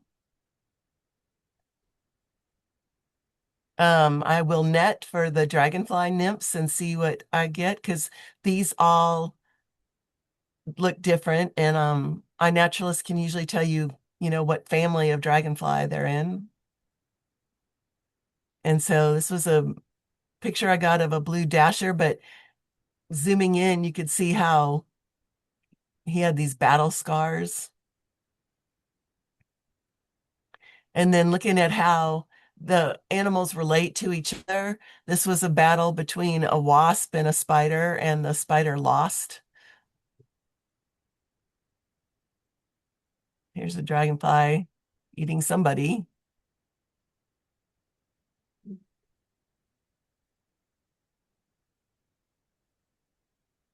Oh, this one, the great blue heron, I saw him with this fish and he got it down. I couldn't believe it. And then this one, this blue heron wrestled with this fish forever and finally gave up, and I went and got it. It was dead. So it was a catfish, and we have never stocked this pond with catfish, but that's a pretty big catfish. That was him afterward. He was. And then another time when I was walking, I saw these feathers. These are arranged, but I saw these clumps of feathers and I thought, oh, that's a weird way to molt. And I went a little further and I saw more. And I went a little further and I saw more. And then I found this claw. And so I collected them all. And Fish and Wildlife has an online site called the Feather Atlas. And so you can compare your feathers.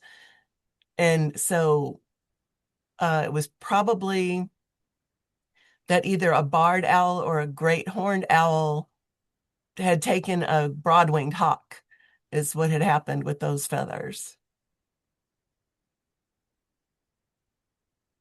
And of course, dung beetles are very important, helping us with decomposition. We came home one weekend and noticed that our tree had fallen over and that there was a beaver in the pond. And sometime it came out in the day and I got some pictures. And of course, we do have the dreaded hogs here. These are some of my favorite things that I have found. This is a southern short-tailed shrew. Um, this animal is both venomous and poisonous. So if your dog ate it, it would get sick, but it can also envenomate its prey. And it has this really high metabolism and it needs to eat a whole lot. And yet I've seen them a few times. And then this one was really weird. This was a bat that came out in the afternoon. It was August of 2023, so it had been real droughty. And iNaturalist was not able to tell me the species. I couldn't get good enough pictures. And then I love this little screech owl that it was in a hollow tree, and so the ear tufts looked like broken stubs of the tree bark. And then this roadrunner, we have roadrunners, but this one just came up on the porch and looked at me one day. And then this mockingbird was jumping up and down on my chicken coop, and I was like, what are you doing? And then I saw what was going on. So because I have chickens, I have rat snakes like all the time. And then this snake I've only seen once, this little Texas brown snake. So cute. I know. This one, I had come home from a Heartwood meeting and I had brought refreshments to it, and I was bringing the containers in the house. It was in the summer, and I was like, why is the sidewalk moving?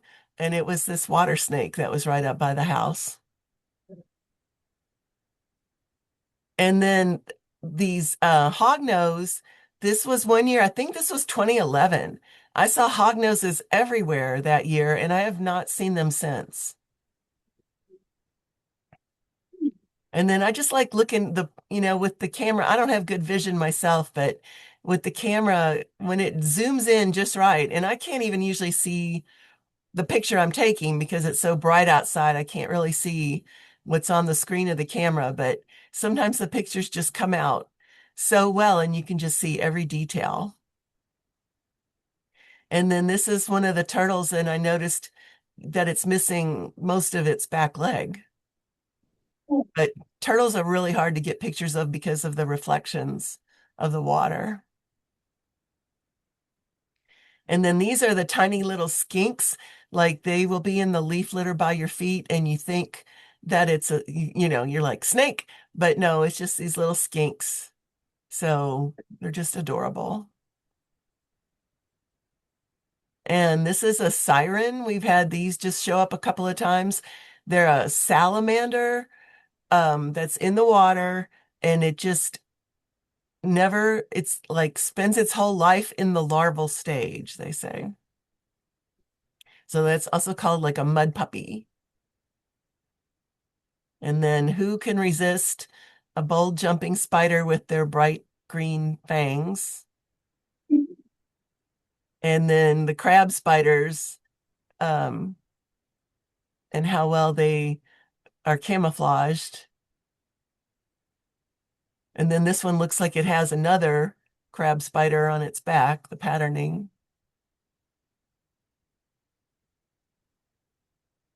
And this is one of my favorite insects. This is a Texas wasp moth. Like you look at it and you think it's some huge wasp, but then you see the proboscis and the feathered antenna. And I mean, the fringy legs, I mean, it's just awesome. And then always trying to get the shot where the dragonflies lenses show in their eyes.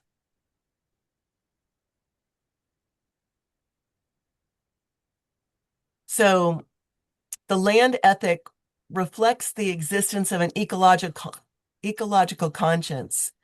And this in turn reflects a conviction of individual responsibility for the health of the land. Health is the capacity of the land for self-renewal.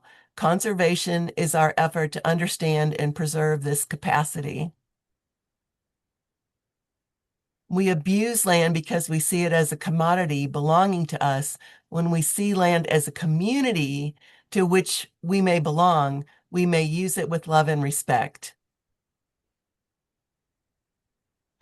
So what can we do? Leave dead trees standing for bird habitat, if you can. Leave some native plants for the wildlife.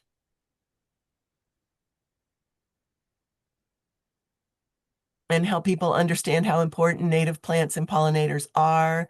I heard, I know that a lot of y'all already know all of this.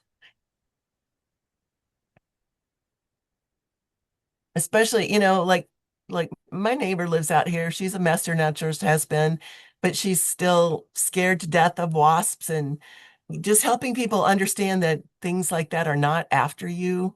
That's very valuable. This is part of the Lake Livingston project to put native plants on this shoreline.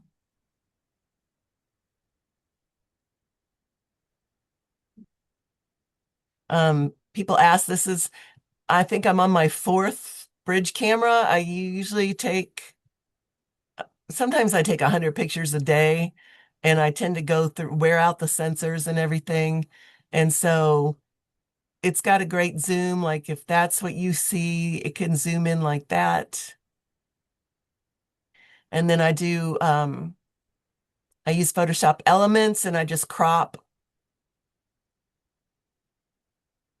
I'm on iNaturalist as Textile Ranger if you want to look for me there. And that's it.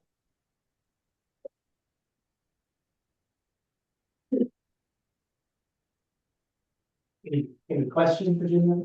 No, there was a little bit of discussion about the green anole and the brown anole, invasive one, but. I don't know. And I have just seen that on iNaturalist. Like when I first started putting up observations, it just said annul. And then lately they've had that separation, but I don't know the difference between them. Brown one's invasive. But I don't know how because you They're a can little bit- see green anoles turn brown. The brown anole is called the Cuban anole. It's smaller, shorter, stocky legs, and it has a strong crest going down its back, like a little sail, and little white spots. And that's the one that. That's the invasive. That's invasive. I have a question. Okay. Gwen? Yeah. Yeah. You used to keep a website where you shared a bunch of your pictures and things like that. Do you still do that? Do you still do Well, yeah, I do. It's littlewildstreak.com, but I never post there. But it's got good pictures from the past. But so everybody's welcome to look that But mostly my pictures are on iNaturalist and I have them copyright free and everything. So if you're looking for anything in particular. Any other questions for Gwen? I saw some great comments, Gwen. They found it very incredible, your presentation. A lot of people thank you for your knowledge. So we thank you for joining us this morning. Just a couple of hooks and for future presentations we've got. You heard her talking about the scientific name for a lot of these plants. One of our future sessions is, what's that name? And you'll see Lindheimer and some of these others as the scientific name of a lot of the plants, and you'll learn how those came to be and where they fit in the whole kingdom, phylum, species, order, all the way down. So remember some of those because you'll see them come up again. You'll see them also when we go to Mercer. And Anita Tiller starts talking in all of the terms, then your head will swim unless you're a master naturalist already that's here, but that's great. What? And even then. And even then, yes. We have a generator and everything. Oh, good. Next up, we're talking about all things BMS. This is your chance. I would call this an amnesty session. Ask any question you want. This is the time we have Melissa all to herself here to learn about BMS. I'll introduce Melissa as a woman who broke my heart this morning. She did bring banana. Sorry. I should have. I had time yesterday and I had some bananas on sitting there, but I'll bring some to the next meeting. Melissa in the real world, the unreal world, manages what, 5 daycare centers? Yeah, not early stuff. Early childhood centers. So dealing with chaos is nothing new for this woman. And VMS is kind of a world of chaos. And so, It is, yeah. so we're gonna turn it over to her and take good notes, because this will save you much pain and suffering later. It's not that hard. Well, I'm talking about from people like me coming up to you saying you gotta put your hours. Yes, they're gonna hound you because they want you to put your hours in on time, so we can make sure that you have all your hours before graduation. So, did everybody log in yet? Is everybody in this room logged in? And then, okay, so did you get to look at the system any, or what? Did you get to look at anything? Go in the system and look up opportunities? Did y'all get to do any of that? Tried. No, okay, that's okay. I have my computer. So when we're done, can pull things up and I can help you face to face if you need to. And then I will come to a few more meetings here and there, because I'm also doing the master gardener training in Waller. So I can help out, and you can always email me or call me. Sometimes people just call me on my cell phone and then I walk you through it. I have all the screens memorized in my head. So I can literally tell you which drop. I've been doing it for 8 years. So which screen, which page to drop down to get where you're going. So I'm gonna log in and share the screen so everybody online can see everything. Let's hope this works. I changed. Okay, so y'all can see where I went to the Heartwood chapter website. And then you're gonna go to current members and go to report volunteer hours. Okay. And then scroll down, and there's a lot of things on this page. Here's your report where you're gonna go. Here's the VMS help ticket. If you ever have a problem, you can put in a help ticket. After you talk to me and I tell you, oh, now you can put a help ticket in because we can't figure it out. But sometimes that happens with our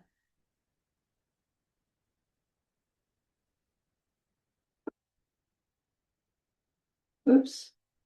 It is sensitive to capitals and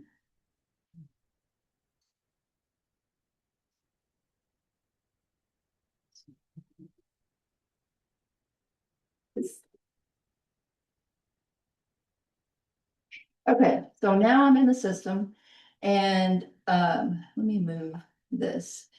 When you log in, you'll see your lifetime hours and your this year hours and your AT hours on the right hand side. And that tells you how many you have. It will not give you intern hours, unfortunately, okay?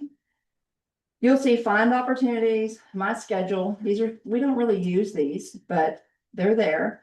report my service, log into my logbook. This is where you can check things. So what we can do is I'm gonna go to log into my logbook because I want you to see that sometimes things aren't approved yet. So if I have things that are not approved, they're gonna have a little box by them, which means they have not been approved. So don't worry. But this is also where we can edit things and change things. So if you accidentally put in the wrong opportunity, you can come through here and click the box and then scroll down and delete it or edit the record. Okay? It's real simple to do. And even if you click on the wrong opportunity, you will have to go back and delete that because it's going to leave a box on your log, even if you didn't put anything in there. Okay? So that's just how to check your stuff. Let's go back to the dashboard and report my service. So this is where you're gonna see all of our stuff. And it can be a little intimidating, can it? These are all our partners that have opportunities on our VMS. And they're really, I think it's pretty plain. It's very understandable. You can see all their names and maybe some of you have already been volunteering at different groups. Is there anybody in the room that's already volunteering for another partner? Luke Houston will do his part. Yes, they're on there too. So you'll be able to just pick your poison, I say. Melissa, a couple of folks mentioned this morning, I Yeah, think all they saw when they went to this was just initial training. Is that true? Yeah. Yeah. that's because their opportunities haven't been added. So Kimberly, I thought Kimberly was gonna do all them, but if she didn't, I'll go back through and I'll add them on. So that's not a big deal. Some of them were missing initial training. I remember we had that conversation. Me and Kimberly had that conversation. So she's learning how to do this for y'all, so she can start doing the intern class. So we're kind of all going back and forth. And Stephanie's doing treasurer. So there's a lot of learning going on. So you'll have to be patient with that, but it's all fixable. So AT is advanced training, and that's where you're gonna put all your training outside of your initial class, okay? So if you come to a chapter meeting, the first part of the chapter meeting is gonna be CB chapter meeting on our board here. And then the second half of our meeting is gonna go under AT chapter meeting, okay? So that's kind of tricky because if you travel to the meeting, you can claim some of the time. You cannot claim more time than you spent in the meeting. If does that make sense? So if you were there an hour, you can claim an hour in travel. Okay? Even if you travel 2 hours there, you can only claim an hour. You cannot claim travel time on AT at any point. Okay? You can only claim it on the other opportunities. So if you were going to Mercer to go do something and it's even if it's resource management or field research, you can claim some travel time on there. You just can't overreach and claim more than you traveled. So, yeah, You said we cannot claim travel on the AT? correct. Okay, so for the chapter meeting, we would claim all of our travel under CB or just? It's in your chapter, it's combined, but it cannot be more than the time that you spent at the meeting. So, Oh, right. so Could if, you do the chapter meeting that we had last Tuesday, and then they got it? yes, so last Tuesday was 0.75, or last Wednesday was 0.75. So you can only claim 0.75 Of travel time. Okay, of travel. Yeah, its meeting time was 0.75, and then the AT was also 0.75. So, But the E2 is 0.75. I thought it was an hour. We come to the chapter meeting, you get an hour. it was almost an hour. It didn't quite get an hour. Jennifer didn't go that long. And then the other part of it was 0.75 Mhm. for advanced training. Most of the time it is an hour. She just cut short, and I keep the time, so I'm always watching. I always write down the time when the meeting starts, when Lisa starts the meeting. And then they'll check and say, what's the time? And I'll tell everybody what the time is. And then when the AT starts, I clock that time, because generally we start our meetings at 6:30 now, and we hope to finish the business meeting at 7. And then we hope to start our AT at 7 and end at 8, if not a little later, give or take. So some speakers will go longer. And then she didn't have a lot of questions, which sometimes we do want them to cut off about 45 minutes in, so they have question time. Because a lot of times we have a lot of questions from our members asking the speaker a lot of questions. So Can we see the chapter meeting on there, the two yes, sections? let me show you. Thank you. So AT chapter meeting is right here. Okay, excellent. And then you'll scroll down to CB chapter meeting. Okay, So CB is chapter business, so anything under chapter business. And we'll go through these right now. So DO is direct outreach. And when you pull up something like this, it tells you a description. So direct outreach, leading, organizing, developing, delivering, instructing, or staffing an educational activity where participants have a planned learning objective and generally stay for the full event, whichever agency that is. So that means they're not leaving your presence. You are up here teaching them, and it's direct outreach. Okay. Now, if we go to another one. Field research. Field research is leading, organizing, developing. Nope, hang on. Field research, data collection for various organizations not listed with other partners. This is the bird one, but basically field research is anything you go out to get data for. I'll give some examples. We have weather. So Coco Raws is a field research, and I'm sure y'all are going to get to that part of your class where you learn about monitoring weather. So this is a fun weekend because a lot of times we don't ever get to monitor ice and sleet. So we actually, I know it's kind of fun. I've already did my weather. We had 0.52 rain this morning, but you get to report that. So when you report weather, it's usually 30 minutes a week, which is 0.50 a week when you're doing your weather monitoring, which is field research. If you're doing Feeder Watch, which is another research-based program, it's where you watch birds in your yard. It's a great one too. I love that one. I was watching birds this morning. I didn't want to leave. The birds were all fluffy looking, and I wanted to stay warm in the house and watch the birds. But you log that time that you're watching the birds. So you count all the birds in your yard, and you write down all the species and you log those in every week to Cornell. And then they're tracking all the birds' migrations and everything from your stuff. What? Since we have this very untimely bio blitz starting this morning, Mm-hmm. How do we report the bio blitz? Well, it's going to be field research other. I'm sure that because there's no, Okay. I don't, And there is a time limit, right? yeah. Invasive well, it's invasive species, right? The It's bio blitz invasive, today. yeah. So it can go under field research invasive Okay. species. Thank you. So no, there's not a time limit if you're going to be out there freezing. We don't getting all that. I don't think we're going to see a lot of hours on that. But yes, from the time that you go out and start doing that, and it's a sanctioned event for iNaturalist, right? You are doing it on iNat.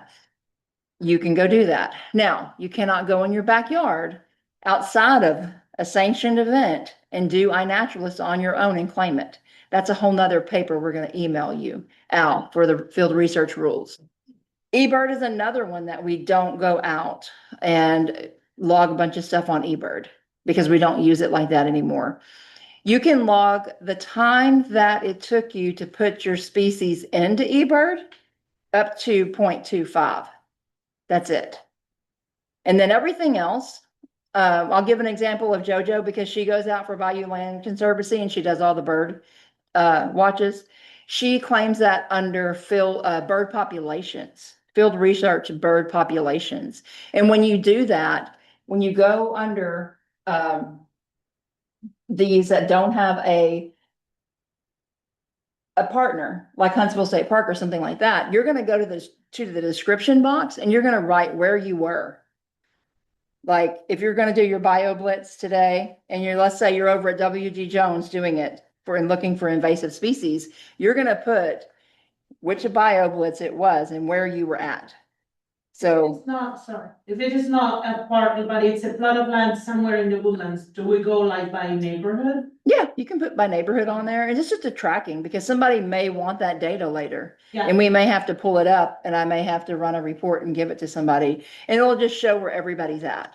So Adopt-A-Loop is another one for field research where Corinne collects the data, and he wants to know how many people went to each one of those Adopt-A-Loops. And I have to give him that data to see how many of our members went to each one, and each one has a number, but that's a whole nother issue. So, but that's field research, and you can see here's, we do have a big city nature challenge coming. It's in April. You can all participate on that one on that. There's Coco Ross, and then the backyard bird count is coming in February, or the big sit.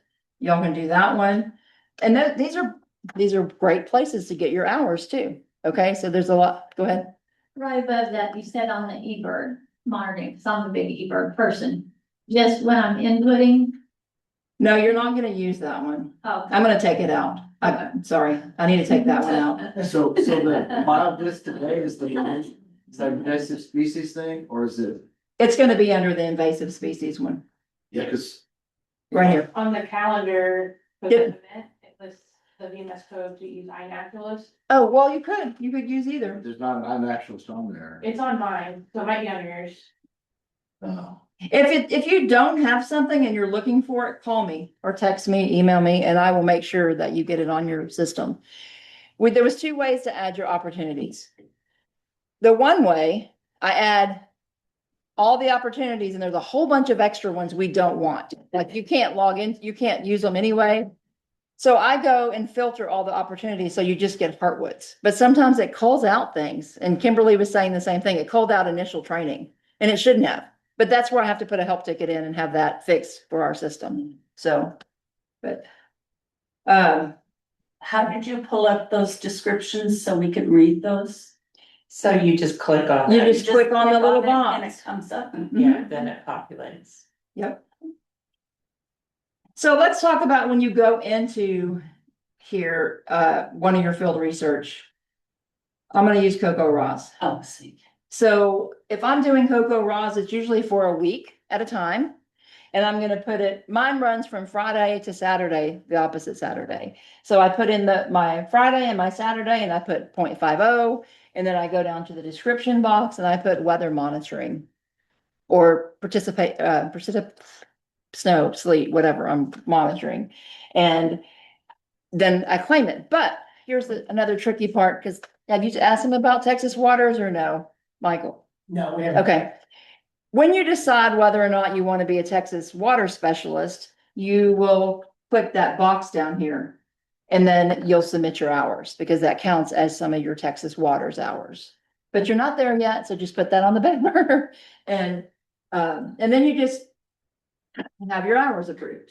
Can you talk about on this, the mileage? Cause it will always scroll down. Oh. Yes. Yeah, your personal record. Yeah. And just.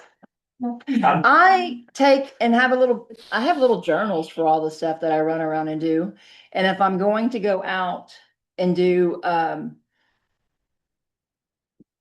go somewhere else to do things, I'm gonna I'm gonna write my miles into it. So somebody the other day showed me that they use the old check ledgers. And I thought that was a brilliant idea, because I didn't know they still made them. But you can write the date, where you were going, and the hours and the miles that you went, and then come home and put it in your computer. You can do the same in your phone. It doesn't matter. But it's just another option to do those things and keep up with that. Now we're gonna go to another one in a minute, then you're gonna have to put populations in. But do y'all have questions about field research, Mike? Just one comment on the water specialist. We do have a couple of people in here who were working on their Texas water specialist even before the class. Okay. So if they've entered anything into VMS, will it pick that up, or do we have to? No, but you're gonna email me their names, and I'm gonna add that to their, I'm gonna add it to their VMS. It'll show up at the top of their, Yeah, that's not gonna show up there. I'll have to add it. Okay. So, okay, let's go direct outreach.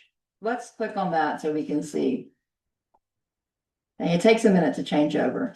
So on direct outreach, we're gonna come down to impact data.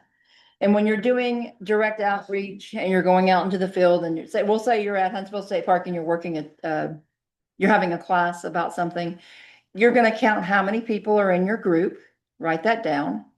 And I have a clicker that I take and I click how many people. Ranger John has two clickers, one for adults, one for children. I learned that when we were working together in November, and I'm like, that's brilliant. And because I had one clicker and I was thinking we were working the Nature Fest, and you're going to keep up with what you have in your group. And sometimes they want more detail, but most of the time it's just how many children, how many adults, stuff like that, if you're logging that. But, and if you click yes, it will pull up impact data for you to put in, okay? Texas Parks and Wildlife, they like to track this data. They want to see that we're reaching people, how many people we're reaching.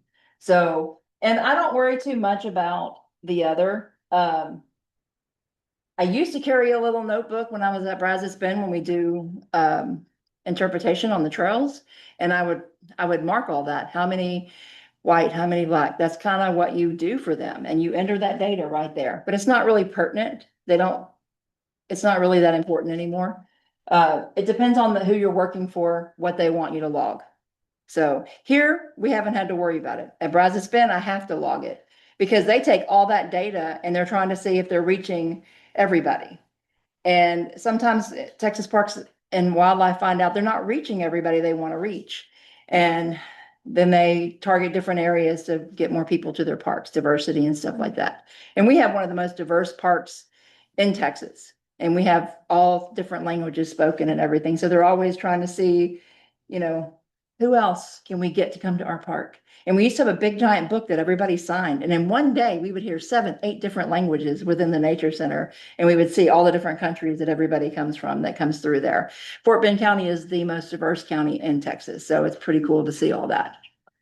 Melissa, Yeah. going back to the Coco Ross. Yep. When they're doing like a week's worth of reporting, Mhm. can they lump it all into one entry for Yes. this week, or do they need to do it day by day? No, just one entry. So you would go from that one day to the last day. Okay, so that's direct outreach. We got field research. There's your initial training where all your initial training goes. Okay, so you find that on your drop down box and you put all your training on So there. after today, when we're done here, you all, if you've been to both of the sessions, should be able to put in 6 hours of initial training. 2 that you did on the January 10th and 4 that you're getting today.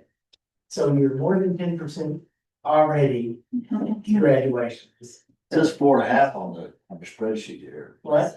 Oh, does it? Are we shutting it short? Got to 12:30. Thanks for keeping us on this. No, all of the training is under initial training, but it's separate, So, on separate dates.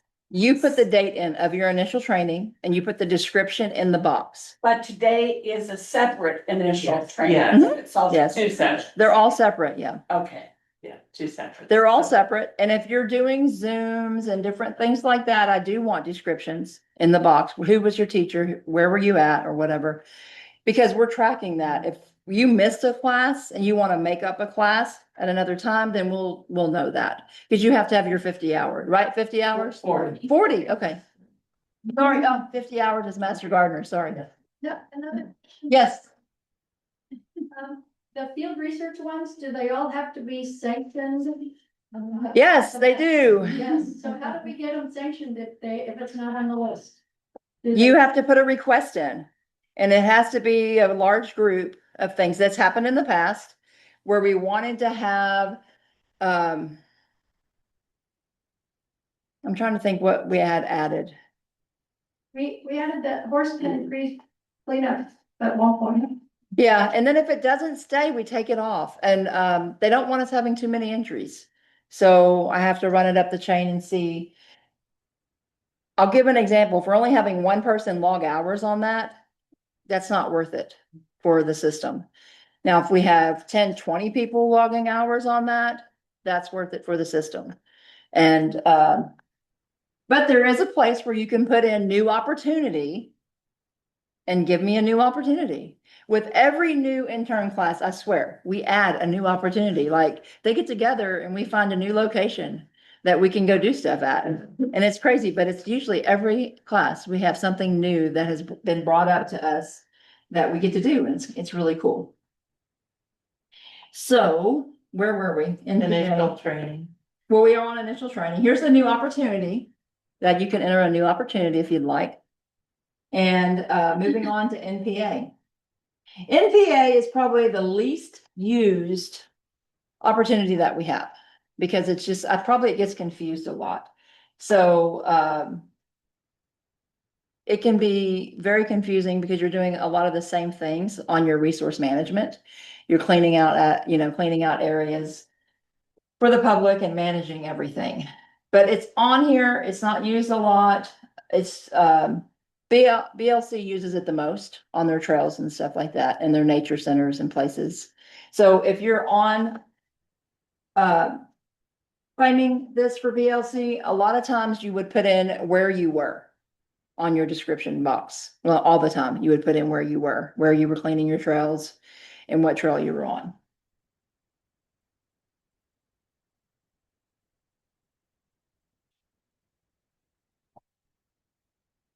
And then OT is other,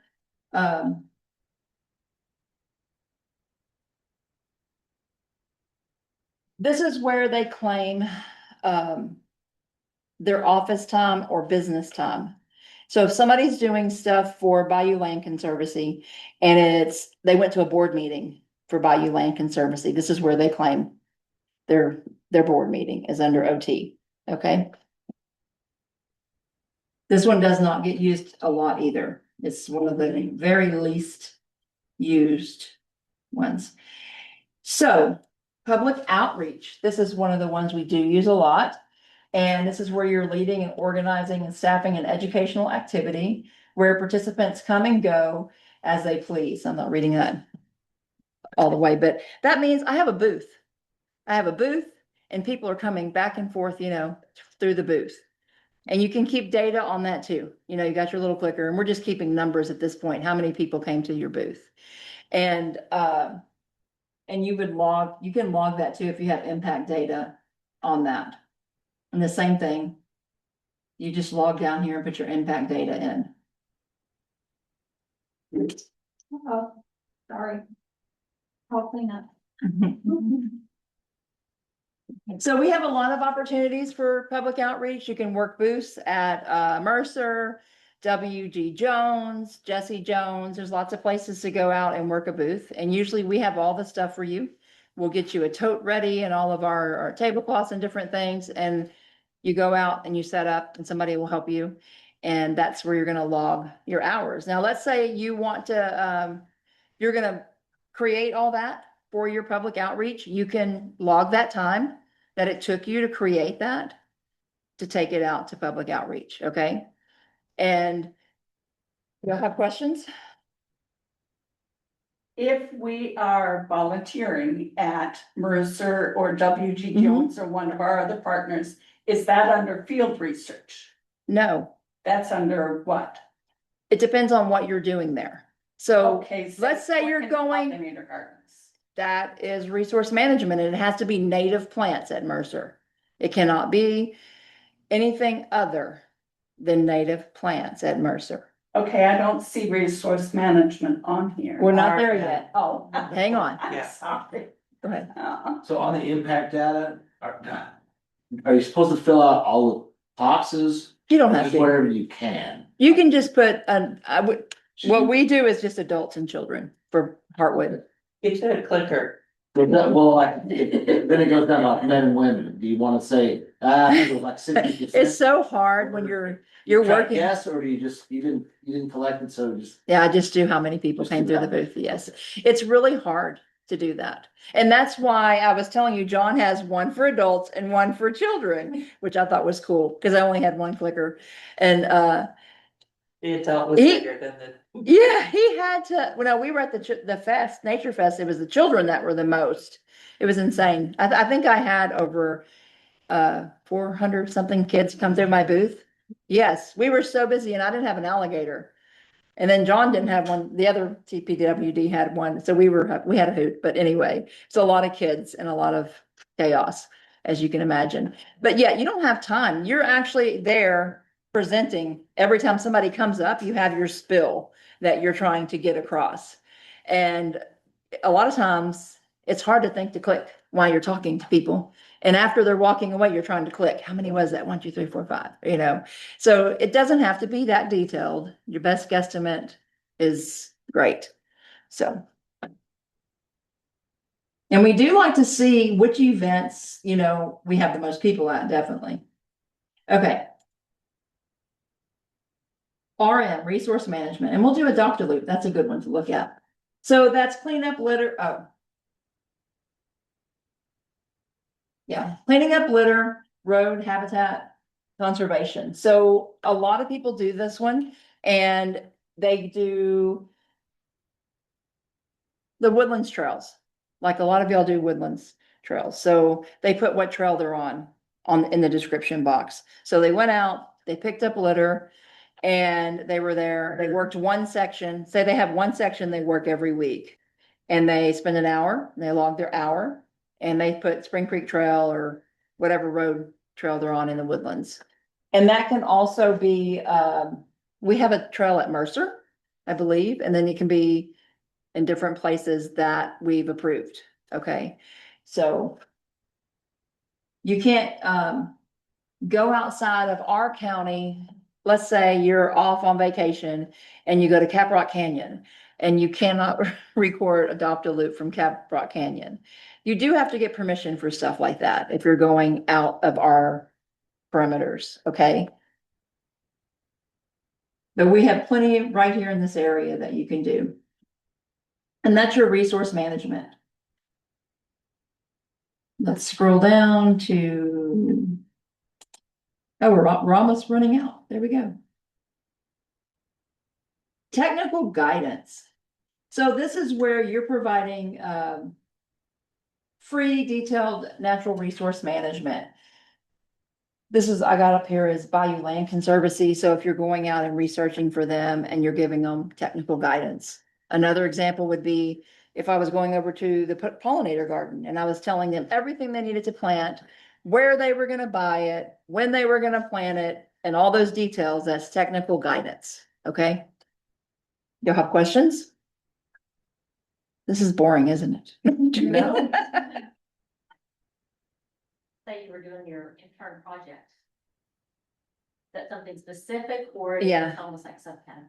Last year, y'all put it under CB, did y'all put it under CB administration for the projects? Where would you like to go? Where would I, it doesn't matter what I would like to. It's gonna be under chapter of business stuff, CB admin. And when y'all go in there to do that, there's a drop down box. And we can put it under programs or training classes. Under CB admin and then put under training classes. That's where it can go. No, we were just discussing that. If you're researching, you can claim those hours. You're researching your project, putting all your stuff together, getting all your stuff together for your project. Writing all your stuff, everything. You can claim everything.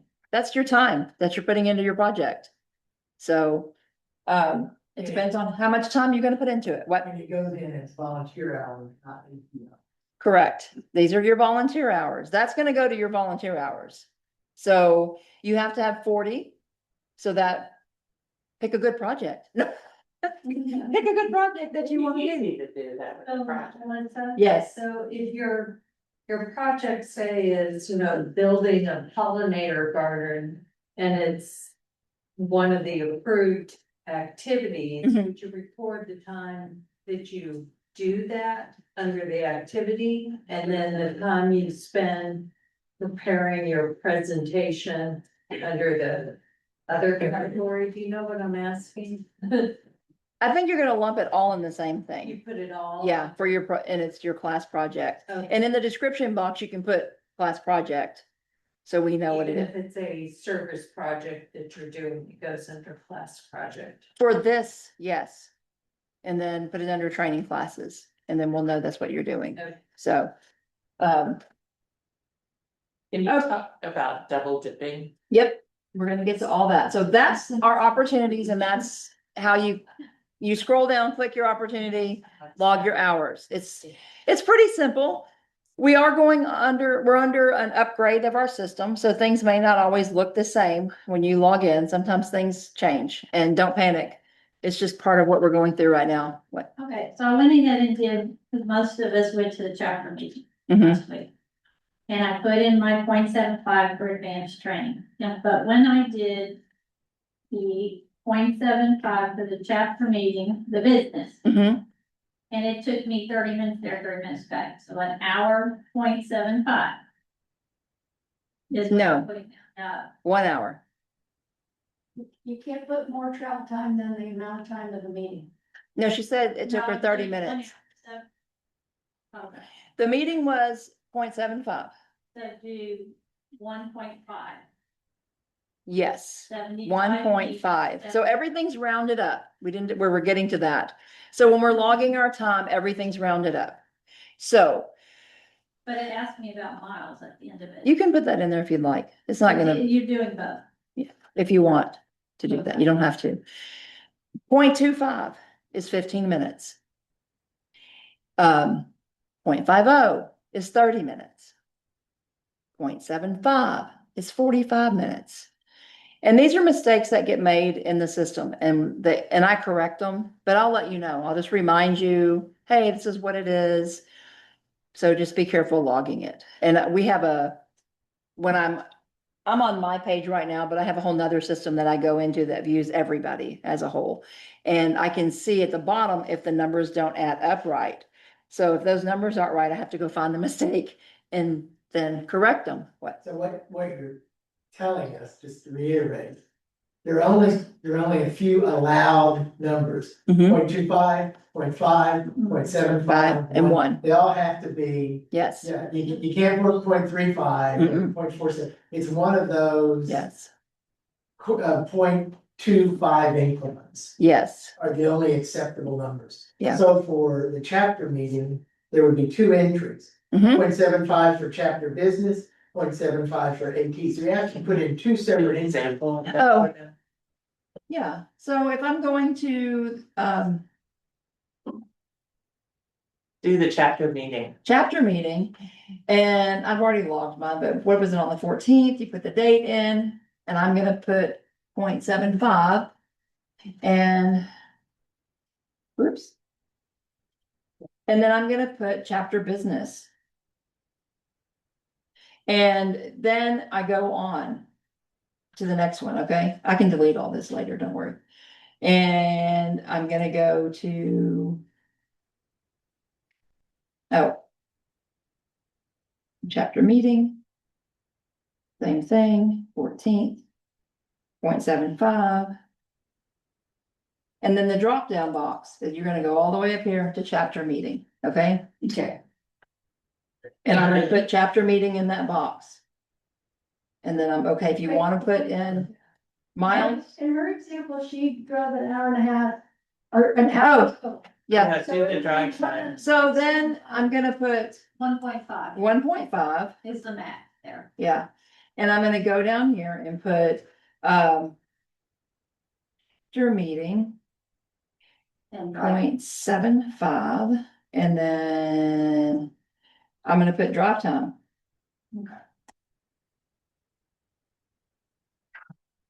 Okay, Okay. perfect. and that way you see, everybody knows, okay? And then if you were doing, we'll go do Coco Ross. Coco Ross, I'm gonna go in and do mine from last week, so I'll put in the 16th, through today. And I'm gonna put 0.50, oops. And that's how mistakes happen, 0.50. And weather, I'll just put watching, and then I'm a Texas water specialist, so I click my box and I claim it, and then it goes right back up to that. Okay? From that, can you show how to edit? Yes, I can. Can I make one comment before you go to the? Yes. We're the Texas water specialist to keep Texas Parks and Wildlife Department square with the federal government, who does give them money associated they do. with Texas Water Specialist Training. Melissa Felty, who directs the program, has asked, when you make that entry, and you're gonna check in on our specialist fund, be sure the word water is in the comments box. Even better if you say water conservation, water stewardship, water cleanup. So if and when, not if, but when she gets audited, and the feds can say, yes, that was associated with water, so Yeah. it's a Texas water specialist. So on weather, you can put rain, water Yes. on there. So when you do, because invasive species removals, both, Yes. so You- what? You can say water stewardship, removing invasives, Mhm. in the riparian or flood zone. Yes, always say riparian or flood zone, because then she can count The it. more you say, the better. Yeah. Or Melissa Felty. She will edit it out. Like we just had that question. Somebody said, how come I have this many hours, but there's this many hours? That's because Melissa took some away. Yeah. Not me, Melissa Felty.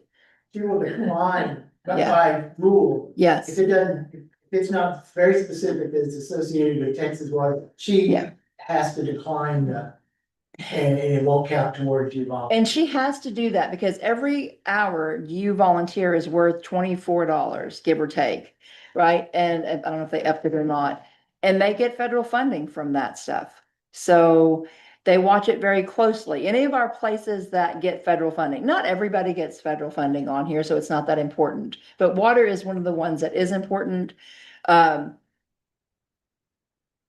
me show you how to edit, and then Can you talk about double dipping and? we're gonna get there. Let me do the editing. Okay, I don't know that we have a lot of people that double dip right now, but I'm gonna go back to the volunteer dashboard. And I'm gonna go to my logbook. And then, I already had this here, so I'm gonna click it on the AT, because I've already logged mine. And I'm just gonna scroll down here and delete that record, okay? Okay, delete. Now, let's say if I wanna edit one. I just put one in for Cocoa Rawns. And you can only edit unapproved. Correct. You can only edit unapproved. And then I can go in and edit and save that, okay? And I'm not gonna change anything, so I'm gonna push cancel. And I'll go back and clean that up. Now, if you made a mistake and it got approved, I can edit it. I have a little bit of time, so you can email me or text me and say, oh, I put the wrong thing in. It's already been approved. And if I don't see any red flags on it, I'll approve it, but you may want it to change something and I can change it and then get it reapproved. Okay? Now, double dipping. I don't know. Let's see. There are some astronaut gardeners here. Okay, their system's completely different. Yeah, But this- I strongly advise you not to do that. It's unethical to claim in both places. Even though their system's completely different. I'm actually the VMS person for the Master Gardener group. I just got promoted yesterday. Because the other lady quit. She didn't quit, she just resigned. But anyway, you can't double dip on those either. So you can only claim one or the other. So if you're doing Master Gardener work, it's Master Gardener work. And theirs is very limited. They only have a few options compared to ours. We have tons of options compared to that system. But I'll give an example of, I'm a volunteer at Brazos Bend State Park, and they're federally funded with their volunteer group. So if I go there and I'm working out on the trails, say I'm removing invasives and I go in, I cannot go claim that on our system and claim it on their system because they will catch it. They audit things and then somebody has to pay that money back. At Brazos Bend, all the volunteers do enough volunteering to keep 11 employees at bay. They don't need 11 employees because they have all those volunteers that do those jobs for them. Okay, so it's a lot of money, over $1 million that they get in different funding. So we can't double dip on those systems. But if you go out there and if you're not, if you're doing another project out there and you're not volunteering, you have your master naturalist shirt on, but you can't have your Brazos Bend shirt on. You can't have one washes out the other. It's either one or the other. You choose when you go to do those things. Melissa, is that true at, say, Huntsville State Park as well? It is not, because Huntsville State Park does not have the same sort of setup. So our VMS for Brazos Bend is on here. Like if I go in back to, you will only have it if you're a volunteer at one of the other parks. Okay, so angler education is another one too. And I can put Brazos Bend in and what we do there, but it doesn't mix with my master naturalist, but it's on the same system. They have the same system that we have, but they can't go in and pull all the same data we can pull. I mean, there's just different things. It's all different for the state parks. Huntsville's they want to do that. John wants to do that, and it's been in the works. So he's been working with our volunteer group, sending his people over there to take our classes and stuff like that. So I know that's in the making. And then when it does happen, you won't be able to do we won't have those opportunities on here anymore. You'll have a Huntsville State Park at the top that you click and it'll look like this if that ever happens for them. And then they'll get to track their park stuff. So I don't think there's any other issues of double dipping. It's a tangent to double dipping. So I think we might have people we have in the past who, as part of the job they get paid for, do certain things. They can't then count that as volunteer hours. No. Clarify that. You cannot be paid, work for an agency and claim your job as those hours. And we'll use Terry MacArthur for that. Okay, Terry MacArthur worked for the Woodlands Township. She was their water management person and she did all the classes there. She could not claim those hours because she was an employee of the Woodlands Township. Okay, I do tons of gardens every day at my 5 daycare centers that I manage. Can I claim that? Absolutely not. I'm a salaried employee. I cannot claim that because I'm on the clock. But if I invite somebody else to come do it and they're not, they can claim hours. But even though if you do work, if you're doing something outside of your normal job activities at another, you're doing an outreach program for Master Naturalists, you do count those out. Yes. Volunteer hours. Yes, I just can't do it at my place of work. Yeah. So I've gone into school districts when they have their GT classes and taught, what did Terry have me do? Invasive species. One time, in different schools, I can go in and do that. I can claim my hours that way. Same thing for Mercer, Anita Tiller. She works there. She is their biologist there. She can't claim hours on her work, but she can claim it outside. So it's conflict of interest, bottom line. And I think we do sign a conflict of interest form. So do y'all have more questions on that? Any questions? What about, isn't there, if you're working, like if a place has a store and they sell things to the people who come in, if you're like helping do the selling or whatever, is there any restriction on claiming that as volunteer hours? I don't believe so because we have plant sales. We can have 2 fundraisers where we have plant sales or something. We can have a fundraiser. We just haven't done it where we raise money. And I know a member who works at Huntsville State Park. And works in the front office, area, and I think sometimes works in if they have a gift shop. They do. It's but he's not being paid, it's volunteer work. You can do that. Yeah. It's volunteer Yeah, work. I think that's. Yeah. I'm not sure how their gift shop works there, but at Brazos Bend, our gift shop that we work in, all the money goes back to the volunteer organization. It doesn't go, it goes back to the park at some point. They can put in a request for us to buy them a tractor or whatever they want to do, but it's all goes back to the volunteer group. If you're working the nature center there, they don't have any gifts in that shop. No, they don't. I don't think so. But in the gift shop, if you're volunteering and the money goes back to the organization, which it would, I think that's.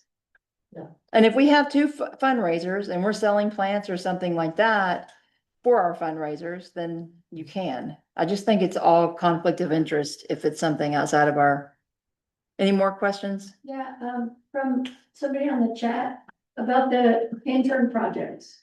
So if they're working at clearing grasses or something invasive, and they're putting that, should they put, and they're gonna then do the project on that, should they put that under the clearing invasives?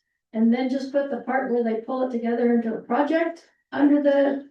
Yeah, they can, now if they're doing one thing to get to the other, yes.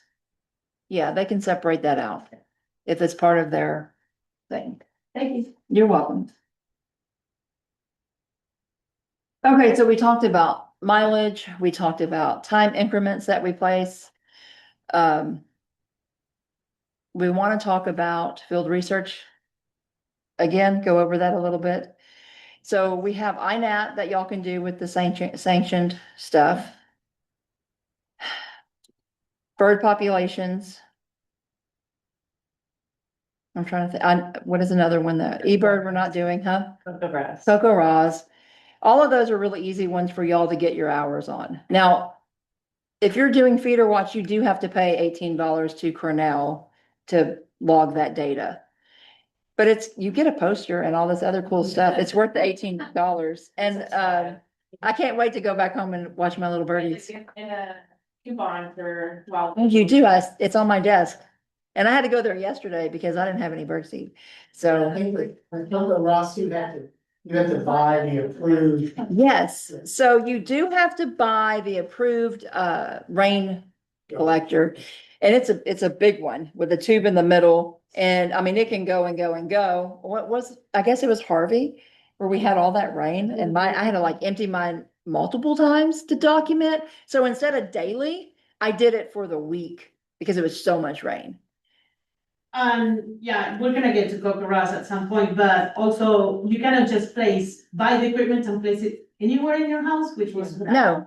Because it needs to be super far from the fence. Yep. Because my thought was, oh, I'll place it on the fence, and then you cannot because it alters your readings. So you actually need to have a location. Mhm. I don't mind having fall with the gauge in the middle of my garden, but it may ruin your view of yours, so. Yeah. It's something to consider. You can go to that website, cocoraz.gov, I think, or .org, and you can go look at all that data and do it now this weekend because they have the snow and sleet videos on there, and that's kind of cool in the ice, and you learn something else. And then when you go to do the class on that, you'll have all that information too. So go ahead. Can you clarify when you can do field research on your own property? Feeder watch is one of them. Cocoa Raz is one of them. The big sit is one of them, the birding big sit. If you're birding, if for some reason you're doing the Christmas bird thing and that circle is on your property, but it's highly unlikely that it is. Sometimes it is. Mine is barely there from Club Woods. And one of our members was like, she called me, she goes, is that Rufus hummingbird at your house? I need it for the count. And I'm like, it's not here yet, but I'm right there on the edge. I'm like, you want me to shoo it to your yard? So you count. But if something, we have circles on INAT that when we're doing those BioBlitz, and you may be encompassed by those circles, and then you can count it then.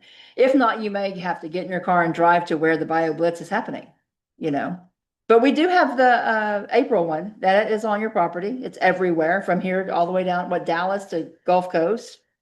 And that's a big thing, the city nature, one. And y'all can put all that into INAT, that counts for everything when y'all do that one. Have y'all used all that yet or no? Have y'all gotten there? No. No, okay. I don't want to talk too much about stuff like that if you're not there. It gets really confusing and you jump ahead of everything and then. But for example, Cocoa Runs will be talked about it on weather. Yes, it will be. A lot of the stuff that you're seeing on here, maybe you haven't talked about it yet, but it will be coming up in your training. So if you decide you're going to do something or you want something added like Texas Waters, we'll add it to your system. And it'll be fun for y'all to learn everything. And I don't want to overwhelm you either. I'll start rattling off stuff I shouldn't. So, okay, so y'all have more questions about this. I showed y'all where you can check everything right here. And then you can also go to report my service and go all the way down to, no, it's not gonna do it there. Hang on. Wrong one. Logbook. And then scroll all the way down to the bottom and it also has your description of everything, of how much you did of everything. Divide it up. Board work, hours management on me because I'm doing VMS. And then Texas Waters, it tells me how many Texas Water hours I have. So that's where you check everything. So if something's not adding up and you have questions, maybe something got put in the wrong place. I can always fix everything. So don't fret. I can fix it. I assume I gotta do that on my phone. I can enter stuff, but I can't get. Only on the computer will you have certain views. Your phone is limited. If you do it in a horizontal on your phone, it will I think I populate. tried, but Will it? I can see that I put things in, but I don't have any detail in that. Okay. But it was much easier on an iPad or a laptop. Yeah, the bigger your screen, the easier it is. Melissa, comment on the 45-day window. Oh, yes. So you have 45 days to log your hours and then that's it. No, I'm going to encourage you to log them weekly, at least weekly. And there's reasons for that too. We don't want to go past the 45 days because of federal funding. Some of the grants and stuff that we get quarterly, it's logged, so you have to have all those hours in by 45 days. So make sure that you're keeping up with all your hours somewhere, whether it's on your phone, logging them on your phone, what you did, where you've been, and then make sure weekly or every 2 weeks, whatever works for you, but within the 45-day period. Okay. Once you become certified, and say you're certified and we're going into the end of the year, and I see that you're getting close to double certifying, which that means you have to have 80 volunteer hours and 16 ATA hours. I'll call you up or email you and say, hey, you only need 0.50 to get this, encourage you so you can get certified. Our regular members that just certify every year, you can't double certify anytime after this, okay? I will do the same for them. If I see something like they only need an hour or two to get certified, I'm going to call them or email them and let them know and text them and tell them so they don't miss out on their certification and don't miss out on a pin. So this year's pin is the Bobcat. So if you certify, you get your little Dragon 5 pin. Oh, and she took the pins. I usually show everybody the pins. You have it. Yeah. So you can walk around and show them their pins. You'll get your name tag and then you'll start putting, I should have brought my lanyard. I have so many pins on it, but, you'll get your pins. So every year you get a new pin. It's exciting. We always like to see what we're going to get. So this year's the Bobcat. So your goal may be to certify and get your first pin, but you may want to get that Bobcat pin, which means you need 80 volunteer hours this year and 16 advanced training, plus your class hours, your 40 hour of initial training. Okay. And then you'll get your Bobcat pin too. So it's a lot, but if you're doing, I don't know what everybody likes to do. Maybe you're coming here and you haven't been to any of our partners yet. And then you start going on the field trips and learning stuff and you'll get excited and like, I'm going to go everywhere. There's so much to do. We have so much opportunity and we have so many places in our county and outside of our county that are fun to go do stuff for. And just sometimes just hiking and picking up trash or whatever. It's getting outside, having fun. And then public outreach is fun, getting to talk to people and get other people excited about nature and taking care of our county and our earth for that matter. So So Melissa, can you talk to the path of when they can see these things being approved as far as time? sometimes it's daily, sometimes it's weekly. Lately, a lot of people have putting in a lot of hours, so I have to go in daily and approve them. And then it'll slow down and I'll go in every couple days and approve them. So it just depends on, you shouldn't see them sitting there very long, probably not longer than 5 days. I'm pretty good about approving things pretty quickly. Now I have Kim and Stephanie to help. It gets really slow in the summer because it's so hot. A lot of people don't go out and we're a cool weather chapter. Like everybody's out doing stuff right now. And then as it's not only about being hot in the summer, people have vacations. So it kind of dies down and then it starts picking up really high speed between October and December because the weather's good again and everybody's getting out. I mean, we have our diehards that go out and hit those trails every week, like Bayou Land Conservancy people. Is anybody else in here from Bayou Land Conservancy? Yeah. You can come sweat with us. Yeah. Get with Diane, she'll take you on her workout. They have a lot of stuff. So a lot of our partners have scheduled work days, so WD Jones is what, Tuesdays and Thursdays for the pollinator garden. And then Bayou Land Conservancy has their scheduled days.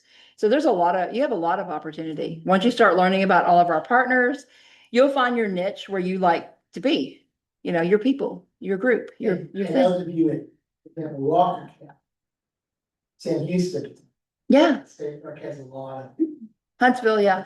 Huntsville has a lot of opportunities. In East County, you can get over into, Like activities. Houston Wilderness, Houston. that is a beautiful park. Beautiful park. It's got Peach Creek running through it. It's a beautiful bridge. I love to go out there and take photos.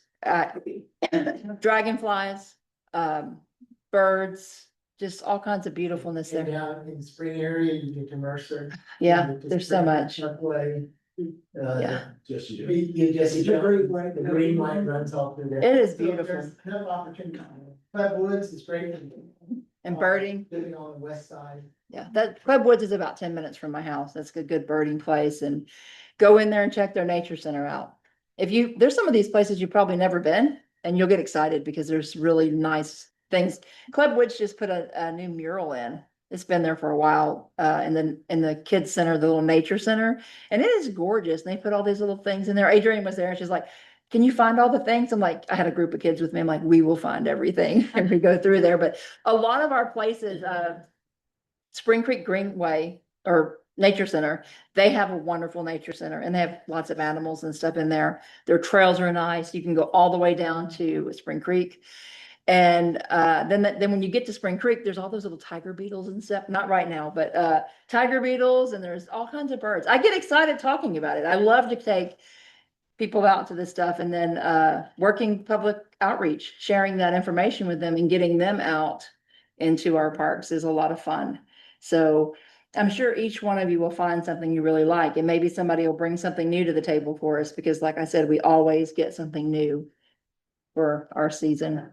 So if you're in a position where you're working full time, that's where Lisa's whole talk about committees. And yeah, which is where you can log under chapter business committee work. mhm.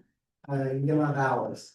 Like, Yes, helping do stuff at home in the evenings, sending out emails, working on the communication. all that counts. You're sending out emails, you're making phone calls, and our little VMS committee now, which we didn't have when it was just me, and now I have Stephanie and Kimberly. So we had a Zoom the other day. Then I got off with you and I was on the phone with Kimberly. So I was like, you log that, you keep up with it. But we do need a lot of help on the committees, and our committees make our group run smoother. It's just you're helping, giving a helping hand, you're helping. And that's important because it's not easy running a big group like this. We're up to 201 members right now. with all of y'all in there, when I pull up VMS and I look at all of our numbers, it's 201. When I started in 2017, there was only like 75 members. It was not a lot. So this is a big jump. So the committee people do need help with things. And the old saying, many hands make light work for everybody. And it just makes things easier. But Another one from, online, I found a messy creek near Tractor Supply, notified. Would that be something like adopt a path or adopt a highway, or can I not do that? go research it and find out and bring it to us and tell us what you want to do. And we'll look and see where it's at. It may be on Spring Creek, right? Is that all 45? I think that's where the Tractor Supply is a little north of Spring Creek. We could find out which tributary it is and see. And for some of these, they need to be defined, adopt a path, adopt a loop, adopt a highway. But under, it's beautiful, you can go clean the area up, do the litter audit, and which is open to everybody, and report the information, report your findings. All the information's on the website, Keep Texas Beautiful, you know, the form, the instructions, and the entry. And call it a litter audit under Keep Texas Beautiful and submit it as, that's an approved. It is, and Carolyn Worsham did that with Lake Conroe. And she put it on there because she was picking up trash in her kayak. And she would paddle around and she would pick up trash and it fell under that Keep Texas Beautiful. And she filled out the form and she submitted everything and it worked. So look at it and go see if it qualifies for something. All right, one more question. Can you show them again where they would put the current violets? The current violets is going to go. Sorry.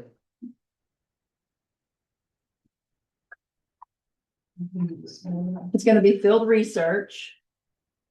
And you have two different places, invasive species. What was the other one that y'all were gonna use that you put in the newsletter? Naturalists.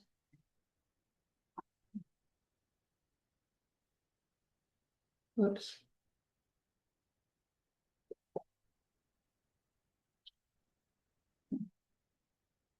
Not seeing it. Naturalists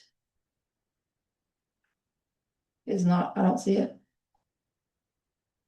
It's on mine, so. It may have been, Yeah, I've got it on mine too. okay, good. I'll have to go back and see why it's not on mine, but INAT.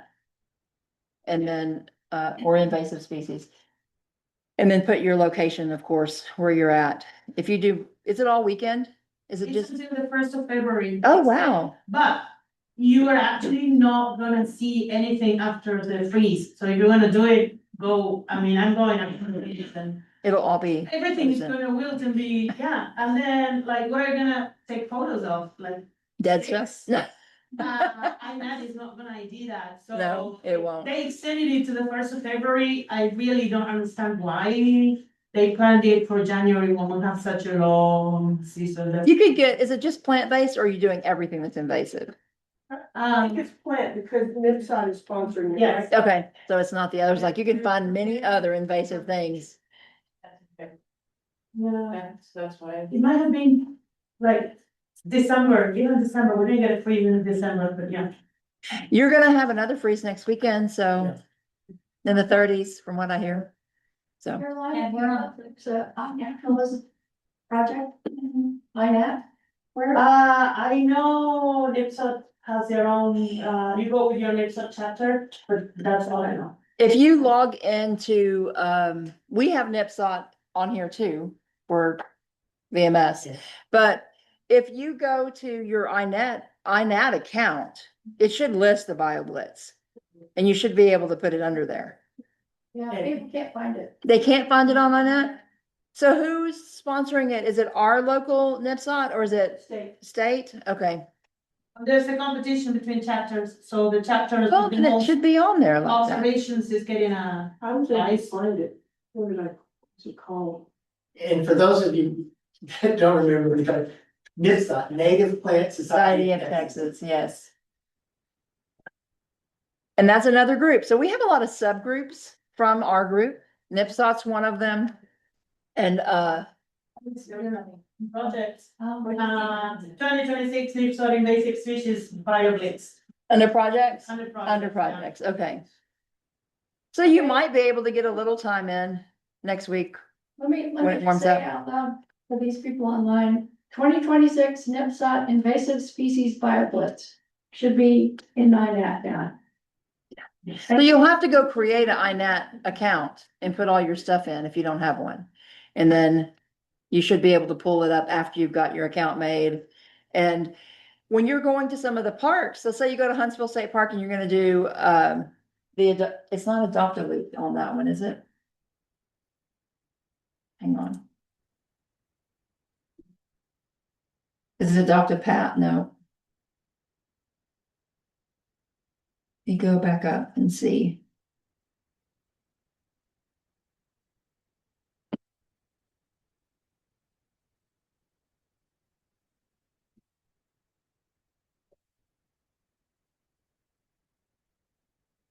There's some, I'm not seeing some of the things that should be on here.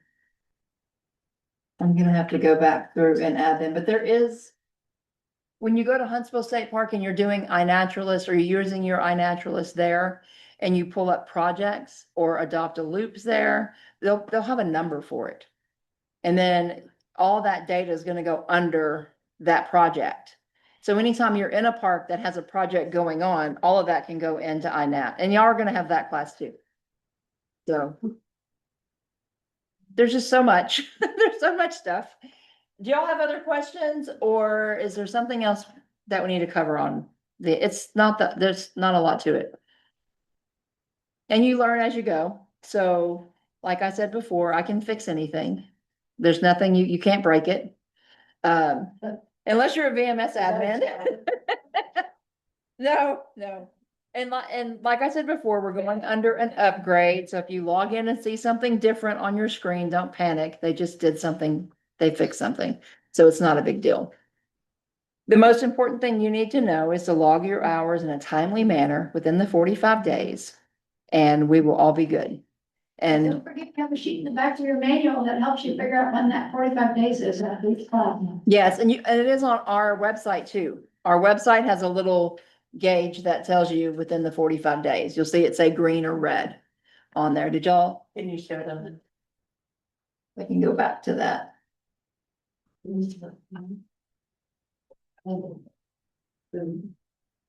As I cut through Heartwood. Oh.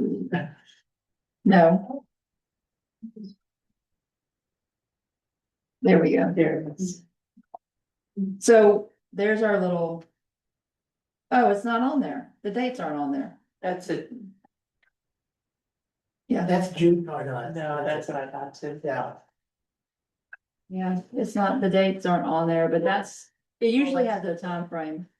As you can see, we need help with social media and a website.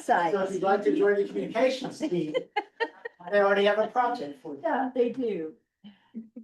There's all these projects.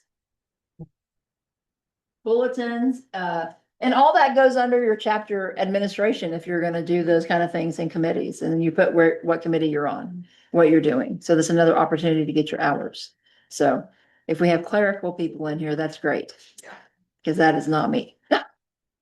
So real quick, looking at your manual, when is the last day to record BMS for last class? February 24th. Okay, February 24th. So that's our first deadline, February 24th. Great. So just a couple comments. One, I know you feel like you're in a new employee orientation going through all of this. Thank you, Melissa. You're welcome. I have, It is a lot. And hopefully it's the one time we. I don't know if I need to give you a copy of that. So you can. Melissa always talks about it at the chapter meetings anyway, but it's important to get this. Or send me one like It this. does provide Okay, I'll just. funding and information It's that on my computer too. the so I can state send it. agency, as well as the chapter, can use to demonstrate what's going on. Those, when you start showing people with the money, the number of volunteer hours, that are done by all the chapters, it gains attention. So my, point to this being, this is an unusual class, having only spent a bit of time working on actual master natural or naturalist stuff. It is the subsequent classes, there's some of them where you will be drinking from a fire hose based on the presenter that comes in there. So some are not nearly as calm, cool and collected as Gwen is. Some of the geology and ecological systems and weather, some of those, I took pages and pages of notes. So kind of look forward to that part of it. Well, thank Melissa for coming out and doing that. We're hoping this hour and a half saves all of us time. And Ryan, I'll swear to that. If you have any questions about, your hours, please reach out to your mentors or anybody on the training team.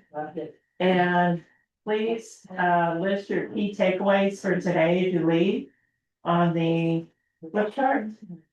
And Virginia will be sending out an email reminder about next week's class. Be on the lookout about Wednesday, Thursday time frame. So be safe this weekend, you guys. Yeah. With the weather. Be safe, stay warm. Too. Yeah. We